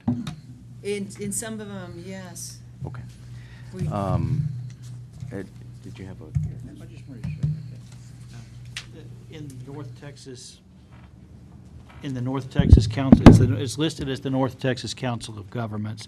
This is a 2017 report from Texas A&M, and they list the counties. They have a total of 44 voting members, and it's listed. The MPO is listed as the North Central Texas Council of Governments. It is, from best I can tell, it's an MPO within the COG, but that it's run by the COG, and it looks like that they draw their membership from all of the incorporated municipalities and from the counties, and it serves a much larger area and a much larger amount of people. And I think the senator is probably right that they have an agreement that the COG is the fiscal agent, but I think it's also housed within the COG. Yes, I'm sorry. My apologies. I don't take any offense. I do take offense to the fact that we are spending a lot of time on something that I think is not relevant to the discussion, because I think the reference here made by Ms. Ortega was just simply to say there's only one larger than us, but they're a COG. I mean, but that doesn't go to the heart of these proposed changes, so I don't understand why Mr. Chairman was taking so much time on this. It is relevant. We used to sit at the city of El Paso. We didn't used to meet outside. This used to be housed in the planning department of the city of El Paso. So if someone comes up and says that the MPO was the city of El Paso, they would have been corrected at that point too. Thank you. Separate from the question about COG, as it relates to city staff serving as voting members on the policy board, it is my understanding, and correct me if I'm wrong, that the federal minimum requirement for staff is those that run the mass transit system. Is that correct? Yeah, we were keeping Sun Metro because of the fact that there are 3 specific requirements under the regs, and one being you have to have transit authorities. And so under your recommendations, we are meeting that federal minimum? Yes. Thank you. And that the employees for Sun Metro in this case can only be employed by Sun Metro. Is that correct? I'm not sure I understand your question. The employees of Sun Metro? It has to be an employee of Sun Metro, no separate entity? Well, the one that would serve on the policy board? Correct, Yeah, right the now voting we member. have the director. Okay, thank you. May I ask a follow-up question, sir? Is the current Sun Metro employee contracted? So then it is, just a point of, just for clarification. First Transit. The Sun Metro is the city. City of Sun Metro is by paper that it's a separate entity. It's by paper, okay. And so first, So they're like a consulting group or a group outside of the city, and we hire them to run Sun Metro. so is the head of Sun Metro an employee of the city or? No, he's not. He's not. So do we need to clarify that? I guess within the recommendations, do we need to clarify that the voting member of mass transit is an actual employee of the city? Or the question becomes, is there a conflict of interest? I think I don't understand why, to answer your first question, I think it's listed in the federal requirements. It just says the transit. It's the transit piece. So whoever's running that, that's who it would be. But to the point that they're mentioning, it is a contracted service. So he's not a city employee. If I might add, that there is a mass transit board that the director and Sun Metro report to? That's the council. Yes, sir. That's the city council. So but there They is a change mass their transit hats board. And they turn into the board, and then they, like Superman, and then they go back and they turn into council. Phone booth.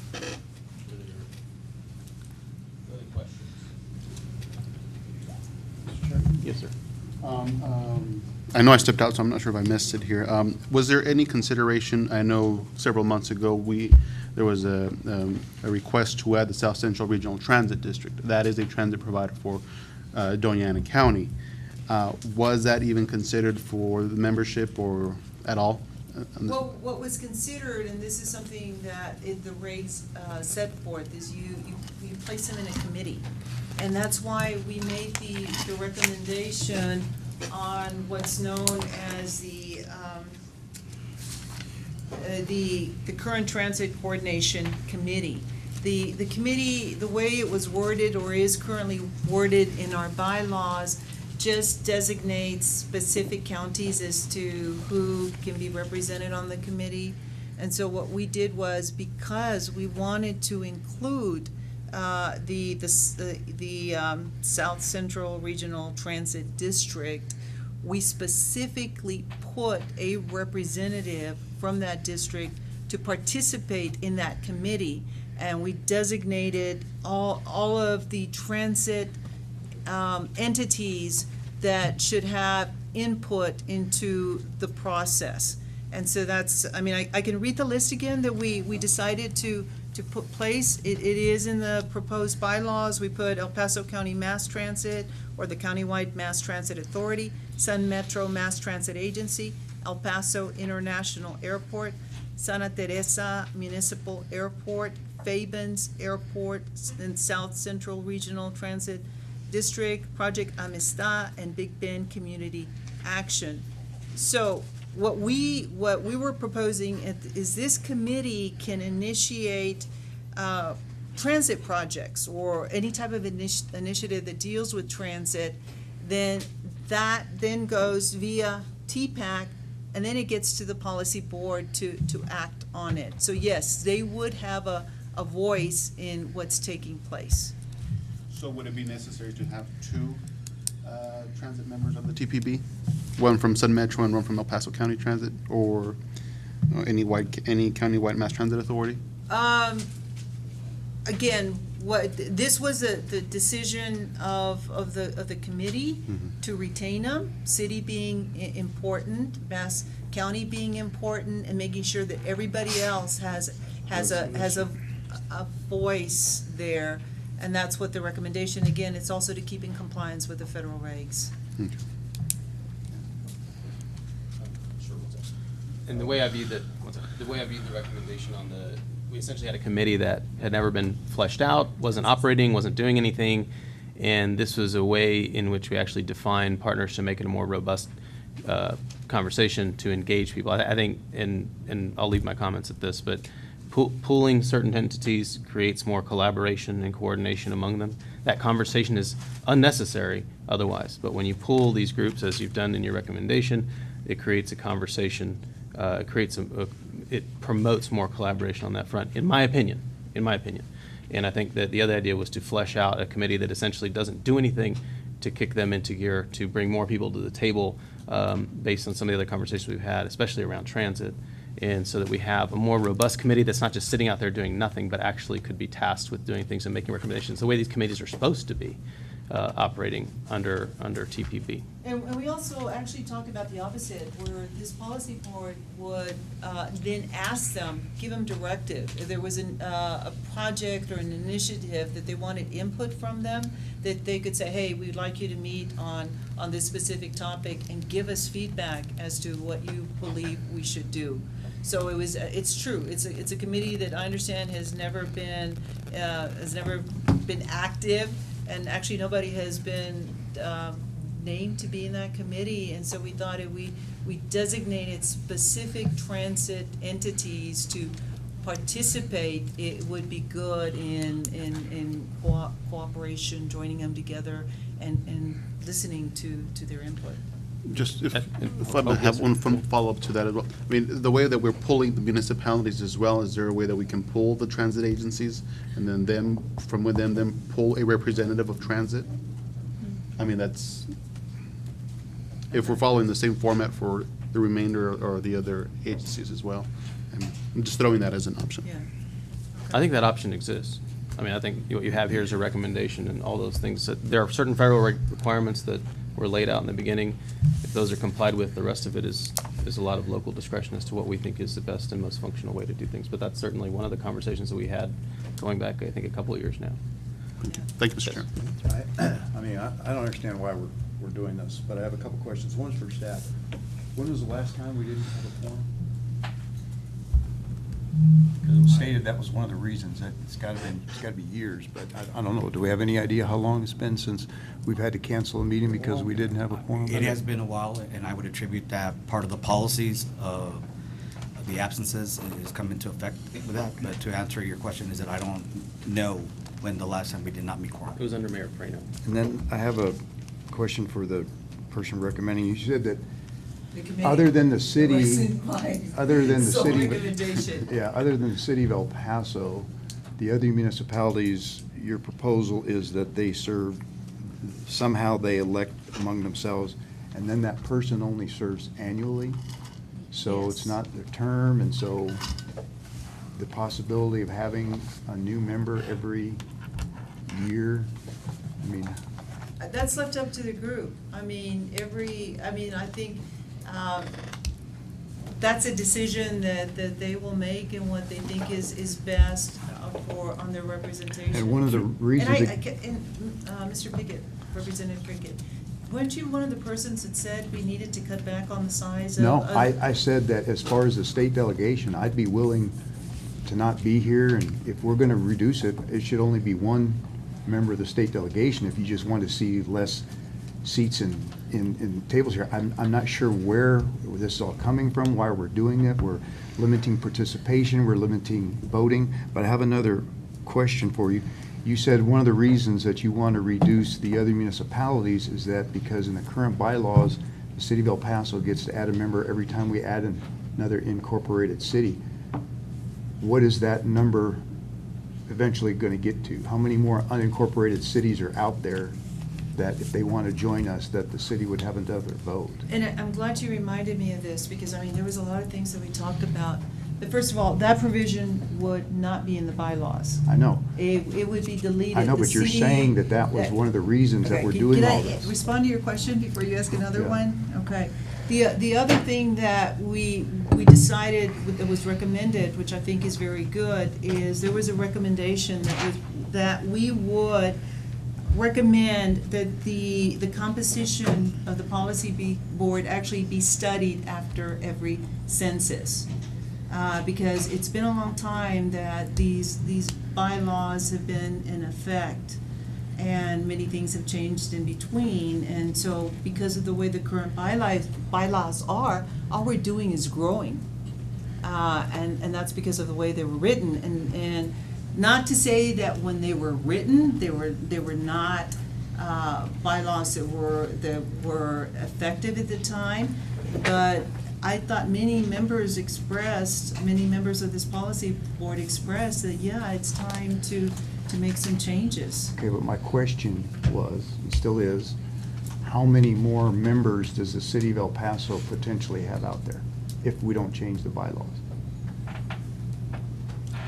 I cannot tell you that because I wasn't the one that was enforcing the bylaws, and I don't know the history as to when each municipality was added and whether there was a city appointment made after the addition of every municipality. I don't know how many Let me were ask it there this way. before in 2011. How many incorporated cities in the planning region do not participate on the MPO currently? Don't participate? Because that would be the number. Again, I'm gonna repeat that I don't know what the process has been, whether the city, when these incorporated municipalities were added. So I don't know what the city has done when each one was added. And unless you have, Well, you can because give me the- that history, Well, I don't know. The history was that as these smaller municipalities were able to grow with the resources where they felt comfortable to where they could participate with match dollars or help, they would like to petition to become a member. And at the time, the city of El Paso was candidly afraid of having somebody outvote them, and there was a consensus that said, if you add another city, El Paso gets another vote. So my question was, have we come to the end of that, or do you feel there's a lot of incorporated cities out there that don't participate? I don't Because know. that number 10? Yeah, in a second. I think it's, I think going to Representative Ortega's comments at the beginning was identifying the addition of 3 positions because of those incorporated cities. That is the way she was looking at the history of the way the board has grown over time. Right. Not that it's going to continue to extend out, but it's saying if it's going to correct that, then you identify those positions and draw down without diluting the vote participation. Did you want to add something? And with regard to diluting the vote of the city, the calculation as to whether there was going to be any change percentage-wise, when this was given to the federal partners, they actually made that calculation for us, and they basically said, based on what you're recommending, it is staying the same. You are not diluting the vote. And that was something that was actually talked about, and when the recommendations were being made as to what to approve. Dr. No, I'm sorry. Thank you. Well, I think one of the, Go ahead, Dr. No. one of the problems I think that is causing this is that we don't have a good policy on how we do all this, how we establish the membership. And coming up with just, well, I think we should do this, and doing it on the go and on the fly and on recommendations. With all respect to Mr. White, no elected should be on here was somebody who has, as far as I know, no expertise in MPOs whatsoever. I don't know where that's coming from. It's not really going to avoid anything in the future. As Representative Pickett has said, there's no more municipalities out there who's going to be joining us, so we're not going to be adding any more to the city. We're not decreasing the number of people at this table with this conversation. We're only decreasing the vote. The members who are being taken off are going to be allowed to be to continue as ex officio members, except specifically the cities that are taken off. They're not going to be. They're just taken off. So the city is going to lose some representation on here, whether it's voting members versus non-voting members. We're losing representation up here. And we feel this is a substantive change. I don't know if our federal partners are aware that the city is opposed to this. I don't know if they're under the assumption that we're in agreement with it, even in principle. My opinion is the city is going to strongly oppose this to all of the people involved, our federal partners as well as the governors involved. I don't think that we should be going down this rabbit hole again like we did in the past. I think that it's going to create a situation where we have to quickly reverse ourselves again. I know that just like last time, everybody, oh no, we're good, we're right by the letter of the law, but I don't think that this is going to be as easy a task as you think, based on the recommendations given. I would ask that this body instead, I'll amend my motion to deny the recommendations, but ask that this body give direction, the MPO, give direction to ask an expert to look at MPOs nationwide, get a best practices, and bring that back to us, and a formula for how membership should be that we can follow in the future, how membership should be placed, and to address the issue with the absences. That we've got a lot of issues that we can fix. I think that would be my recommendation, is to not deny it today as it is, but to ask that we go out with an expert, an MPO expert, to look at best practices nationwide and come back to us and tell us, here's some really good recommendations how you can, as we're asking, improve our body and make it more functional. And instead of just unilaterally taking away votes from the city and even membership at the table from the city, taking away votes from municipalities, although they have membership at the table, they're clearly able to join in on the conversations. And in fact, we're adding more people. The Pueblos being added, the Chihuahua membership you're asking to add, and I'm hearing that also perhaps mass transportation from the county, maybe look at adding another person there. I believe that was brought up as well. So where are we decreasing anything? It seems like we're growing by every comment that comes up here. We're not solving the problem. That's, I guess, my comment. And I would ask, I would amend my motion to ask that the MPO does that and come back to us with those recommendations. And I know we have some more people that want to make comment before we take any Motions. action. But I appreciate what you're saying in terms of keeping the conversation going. I think it is an important one.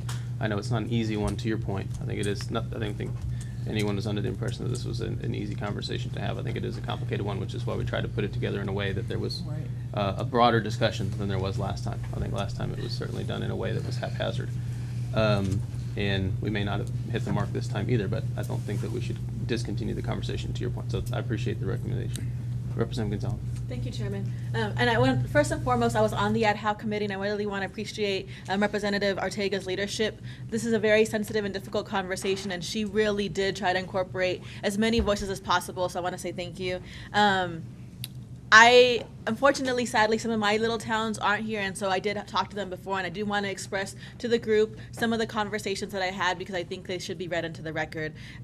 Specifically around the area, the 7 to the 3, one of the concerns, one of the questions was, if you pull the little municipalities together, and if there happens to be a vote in which there might be a conflict, if they're not, I don't want to I'm going to use example Town A and Town B, and let's say they're in the same pool. Town A has voting rights, but Town B doesn't. Even though they might be the ex officio, they could vote against the interests of Town B, even though they're supposed to represent everybody. And I think that was just one of the concerns in the smaller municipalities. And I think it can be remedied, but I think it was important to discuss.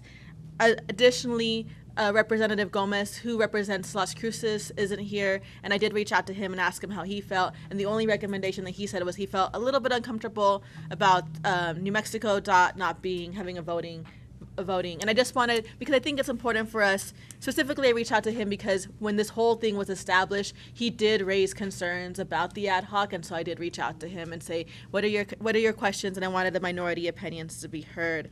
But here's what I will say. This is not easy, and I know that everybody has really strong feelings about it. And I think Representative Arteaga truly tried to lead the ad hoc to come up with solutions. And so I don't know where everyone stands on this, but I think all the problems are fixable. So thank you.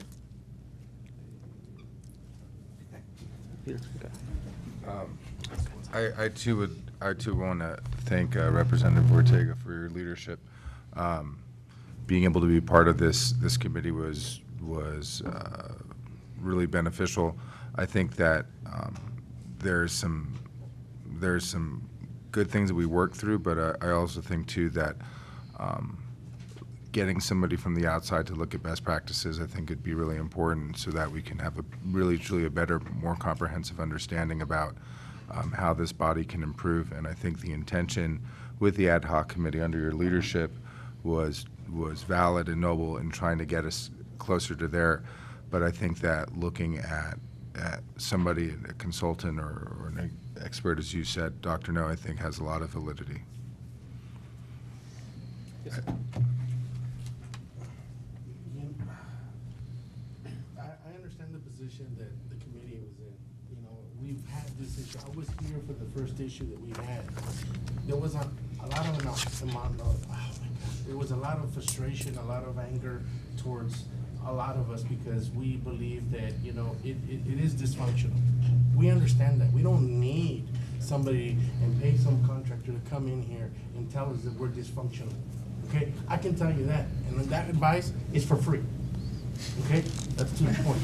The second one, the second point that I'm going to say is that you said a lot of statements that shocked me, and one of the things is that one of the statements you said is that you wanted for everybody to have a voice, but yet you're stripping that voice because even in an election, when you turn on the tube, which is the TV, there's everybody that says, oh, let your voice be heard. Go out and vote. And you want us to strip ourselves from that.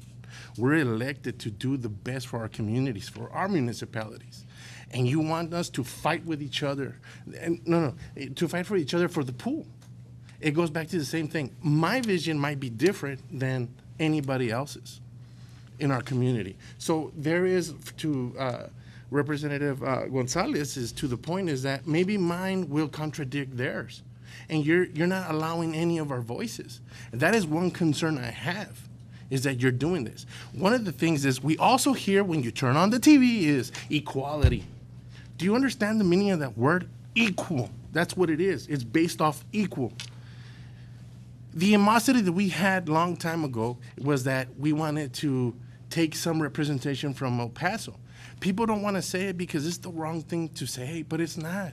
All we have to be is honest with each other and say, look, if you want to talk about vote for vote, I only have one vote against your 6 or 7. So it's not equal. Okay? That's the start. But we're not here for that because we already went through that.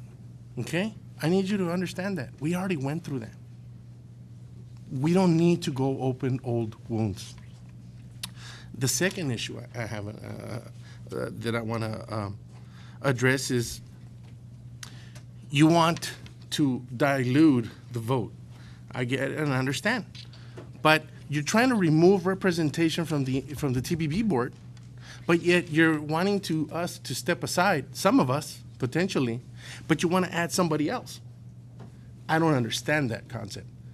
So if you're going to want us to say, hey, step aside, and then we're going to add different members, I don't get that. I'm not for that. Okay, because the minute you were asking, oh, well, we're going to add so-and-so and so-and-so, then it just doesn't work with me. It doesn't serve any purpose. The other issue I have is, you see, I'm emotional because you basically want us to strip ourselves. You know, that's what you're saying, that this is the best outcome that we can. I mean, we're 30 minds. You guys had a committee of 9, and this is the best you brought? Okay, I have an issue. I have an issue with that. And I know, and I understand that. Talk about the policy recommendations, but the policy, the recommendations is a personal piece of that. I understand. Thank you. So I don't understand why we can't come to a census to where, you know, we're talking about decreasing. Well, you know what? We need to change the thing that started it all, which that policy that says if another municipality comes in, you get another vote. That's the one that brought us to this point. You said that, oh, there's nobody out there. Yes, there is, because you still got Fabens is not a city, but, you know, they're as big as if they wanted to, they can, and they could potentially be in this board. What if Montana Vista wanted to also incorporate and then they'll be able to come into this board and ask for membership. There's still some, but we need to address the issue is that, yes, we're big. Yes, we're dysfunctional. You know, but that's the truth. That's the truth. You know, but we have to work with each other. You know, I don't think that we should come in here and start saying, you know what, hey, well, we're only going to let a certain amount. You know, why don't you just look at the policy itself, you know, and say, hey, we'll start with this, and then we'll work our way out of that. That's all I wanted to say, because we don't want to open old wounds. You know, that's for me. We don't want to. Do you want me to address that or not? I think that in your remarks, you talked about the actual policy being eliminated from the bylaws in addition to the other recommendations that you made. And then it went back and, I mean, I guess the only way to describe it is retroactively, essentially, took that addition that had taken place over time, it reduced that. And it reduced those numbers. So I think that's the way it was handled in the recommendations. Oh, Dr. No stepped down. Are there any other comments? Oh, we do have public comment on this. Okay, let's go to go ahead. Yes, sir. I just have a comment on the Transit Coordination Committee, just a clarification. The Santa Teresa Municipal Airport is the Doña Ana County International Jetport. Just if that could be corrected. Santa Teresa International Airport? Doña Ana Doña Ana. County International Jetport. Okay. You're saying that's the name of it, rather Yeah. than the Santa Teresa? Correct. Okay. Owned and operated airport. Okay. Okay, we'll take public comment. Public comment from Mr. Scott White.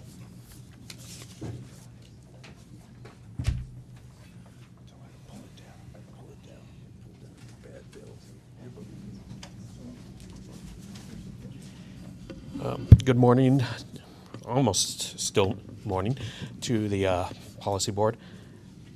Part of the reason why I made the comments I did at the public hearing is because sometimes it's as though no one's listening to us, those of us who aren't on the board.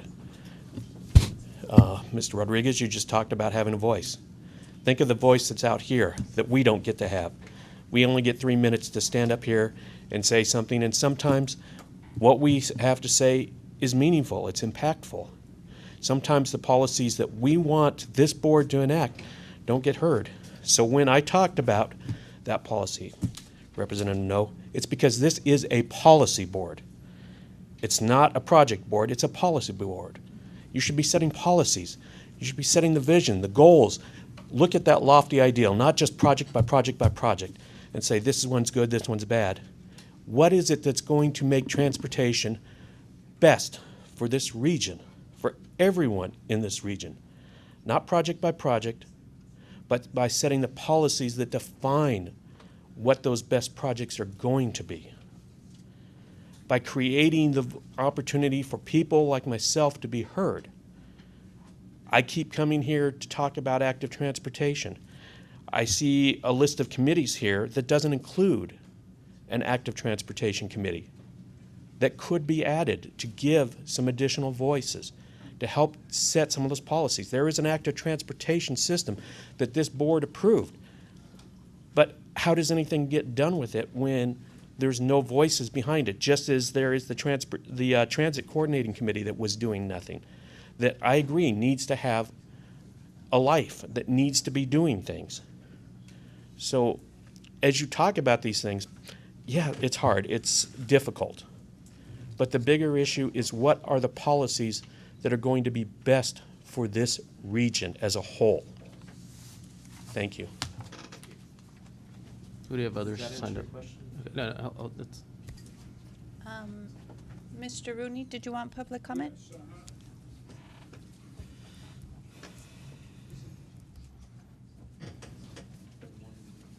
Mike Rooney, this was so exciting. I didn't want to miss a chance for public output or input there, and I didn't run out to go to the bathroom, so I've been really suffering.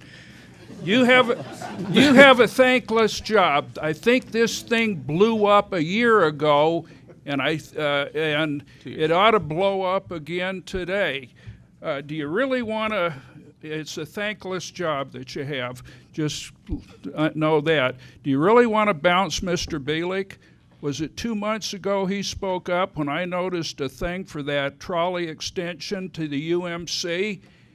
And he said, and somehow staff members let it get on, and it was going to tie up about $120, $130 million that you could be using, and he blew up and said, you're not going to use Alameda State Highway for a trolley route. You might think I'm beating up on Jay Banachak because I bring up transit all the time, but him and Jane Shang were the two most knowledgeable transit people I've ever seen at any of these meetings. Jay's trying to, to get the Mesa Street the trolley going. He keeps having to fight for operational money for the next 2 or 3 years. So do you want to lose that voice? The representatives from the two representatives from Far East El Paso, you are always the strongest voices for the smaller communities. Do you want to bounce Representative Pickett? He seems to know where all the money sources are funded. Do you want to bounce Representative or Senator Shapley? Rodriguez? He's the guy that spoke up for Lincoln Center when we had it. Jay Banachak is working with Councilman Perez's people to extend the transit system to the lower valley, the outer valley. The biggest weakness that I see here is you ought to go down to all of those communities, list the population, the gas taxes, and all the other taxes they pay, and they should have a voice. This seems like the Hatfields and the McCoys, but it seems like you've been driving things along pretty good. We used to not have any money. We've got all these road projects. So you really ought to take time and look at this. It blew up a year and a half ago. I think we had meetings where there wasn't any a quorum, and do we want to start it all over again? The smaller communities, I like to have you here because you're always so colorful in the way you fight for what resources are at the end of the funding chain. So please take a look at this and don't feel down, please. Any other public comment? No additional public comment? No. No. Okay. Representative Ortega, I'll recognize you. Again, I want to stress that this was the work of the majority of the committee. It was not, people are saying, well, you said this or that. No, that was not, actually, sometimes didn't agree with what the majority agreed. So my report was what the majority, such as our representative, our state representative. So it wasn't one person. And so it seems like I started from the beginning from actually saying this is not going to be difficult, because it appears from the comments that I've heard is that people don't want to be potentially removed as a policy board member. And I think that it's whether you do or do not, I think that a lot of it would come down with regard to the way the vote is going to be. There has been suggestions made, well, maybe we should instead continue the discussion, and that would be to hire a consultant, as Dr. No has pointed out. And obviously everybody wants changes, but at the same time, I'm not hearing that they're in favor, even though the committee was rather large and it was the committee's decision to actually propose what we have proposed in the bylaws. So maybe what we can do, Mr. Chair, is at this point, let us actually delete this action, but not delete it in its entirety, because I think the conversation has to continue. And it could be that changes are never made because of the reluctance that I see being expressed by several members on the current policy board. If that's a motion, I'll second. Well, no, it's something that I'm recommending to him. He was the one that set us up. So are you making a motion? To this? I can make it, Okay. sure. I'll recognize you for that motion. Is a motion to delete item and continue the discussion. Well, and yeah, and so so I think, I would actually, Mr. Chair. Yes. I would actually recommend to postpone indefinitely, so that closes the item for this particular session, and to conversation continue in future sessions. Is that the correct procedure, Mr. Foster? Okay, then I accept that, and that's the motion that I would make. okay, so I'll have that motion by Mayor Perea and second by Representative Ortega. I want to thank you all for the conversation. It's difficult. I think it's necessary. It is a necessary conversation. It's not an easy one.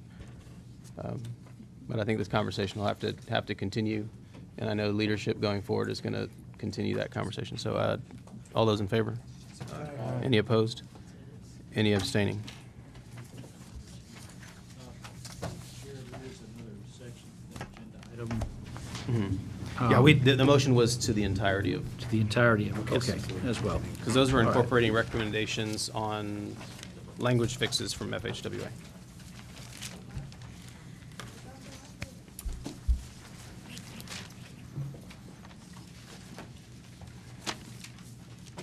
And move to item 9.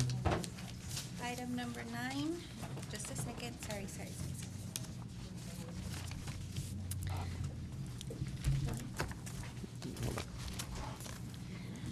Item number 9 is discussion and action on the nomination election of a chairperson. Okay, I would open the floor to nominations for chair. Representative Gonzalez? I nominate Mayor Perea to be chair. Okay. Second. Okay, actually, we don't need a second on that. Are there any further nominations for chair? No? Okay, so we just vote by acclamation, or is that approved? We'd make a motion to approve by acclamation. Mayor Perea. By acclamation. Okay, all those in favor? Aye. Any opposed? And Mayor Perea abstaining from the vote. Item 10. Item 10 is discussion action on the nomination and election of a vice chair. Okay, I'd open nominations for vice chair. Who's not here? Representative Gonzalez? I move to nominate Commissioner Bettis. Okay, Commissioner Pettis is nominated to serve as vice chair. Are there any further nominations? Okay, I'll close the nominations. All those in favor of the recommendation? Aye. Any opposed? Any abstaining? I don't have a second on that nomination. Second. I don't think we need to, So he's got 4. 2 and 2 is 4. don't need to second a nominee yet. Yeah. Okay. Congratulations. Item number 11 is now as the newly appointed chairperson, Mayor Perea, to appoint the 2018-2019 Executive Committee members. All right. For the executive committee, actually, I would like to recommend keeping the board as is for the most part, so keeping Mr. Bielik on there, Trent Doolittle, Representative Blanco, Commissioner Perez, now serving as vice chair, Walter Miller. I want to add also Chuck McMahon, and also I'd like to add Mary Gonzalez to the board as well. I'm the only woman. How exciting. These guys are going to have a fun day. Keeping me Yes. We have two, oh, Excuse me, my apologies. Mayor Margot, I wanted it in there as well. Still the only. So then I have 1, 2, 3, 4, 5, 6. Oh, that puts me at 8, doesn't it? Yeah. okay, So- so I'm sorry. I need you to appoint the chair, vice chair, and then list. So there's a total of 7 members. Okay, I'll have the chair, my apologies, and I exceeded the number here. I'll have the chair as vice chair for the TPB, Vincent Bettis. The vice chair will be Mayor Margot. And then I'll have Trent Doolittle, Mr. Bielik, Representative Blanco. I'm gonna have to kick you out, I'm sorry. You can kick me out. Sorry. And Walter Miller. I got kicked out.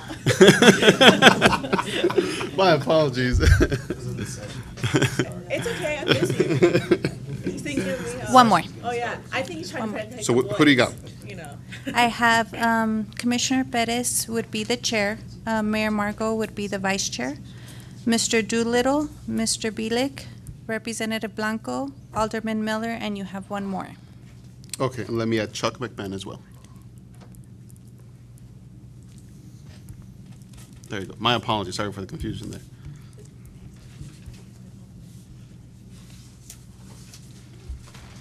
All right. So Do I need a motion? I do need to ratify your appointment, yes, sir. Do I have a motion to confirm? Move to approve. I have a motion on the floor. The motion has been seconded. All right. Any discussion? All those in favor say aye. Aye. All opposed say nay. Motion carries unanimously. Item has been approved.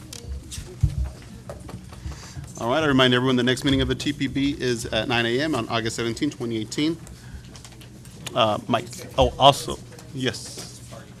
We also want to, there's going to be some cake right after this. And we want to say thank you to Mike for his years of service to the El Paso MPO. You all are welcome to stay after, hang out a little bit. Sorry? And we also have a recognition for Mike at this time as well. So from staff, and of course that represents the policy board, we would like to present this award for Mike's dedication to the transportation field. I don't even know what to say because it wasn't supposed to come from me. So Yeah, actually. Go ahead. I asked Representative Moody. Yeah, I just didn't know if you needed to be on the microphone. From a distance. No, Mike, I wanted to thank you for your service, for your leadership, but most importantly of all those interactions, your friendship. That's most important in all these, in all the business that we undertake, no matter how contentious it gets, is that level of trust and friendship. So I want to thank you for that. It means the world to me, and grateful to count you as friend, not just today, but I know tomorrow as well. I appreciate that, thank you. And I think for the most part is that, you know, I have really enjoyed working with everyone. And, you know, again, part of the, yeah. I think part of the lesson is that, you know, like I told somebody yesterday, there is no guide on how to be an executive director. So, you know, you're gonna learn from your mistakes, and I have learned from those mistakes. But I think that most importantly is that I want to thank my staff. They have saved me many times over. As you can understand that I sometimes am not in charge of what happens here at the MPO. I rely a lot on Mayela. But to be quite honest with you is that I would like to recognize Mr. Gilliard because he's the one that actually hired me when I was an intern here with the MPO with New Mexico State. I learned a lot from Mr. Gilliard and Mr. Dominguez. And so really, I thank you, Roy, for your leadership and, again, for my success here at the MPO. Thank you. Thank you. Thank you very much.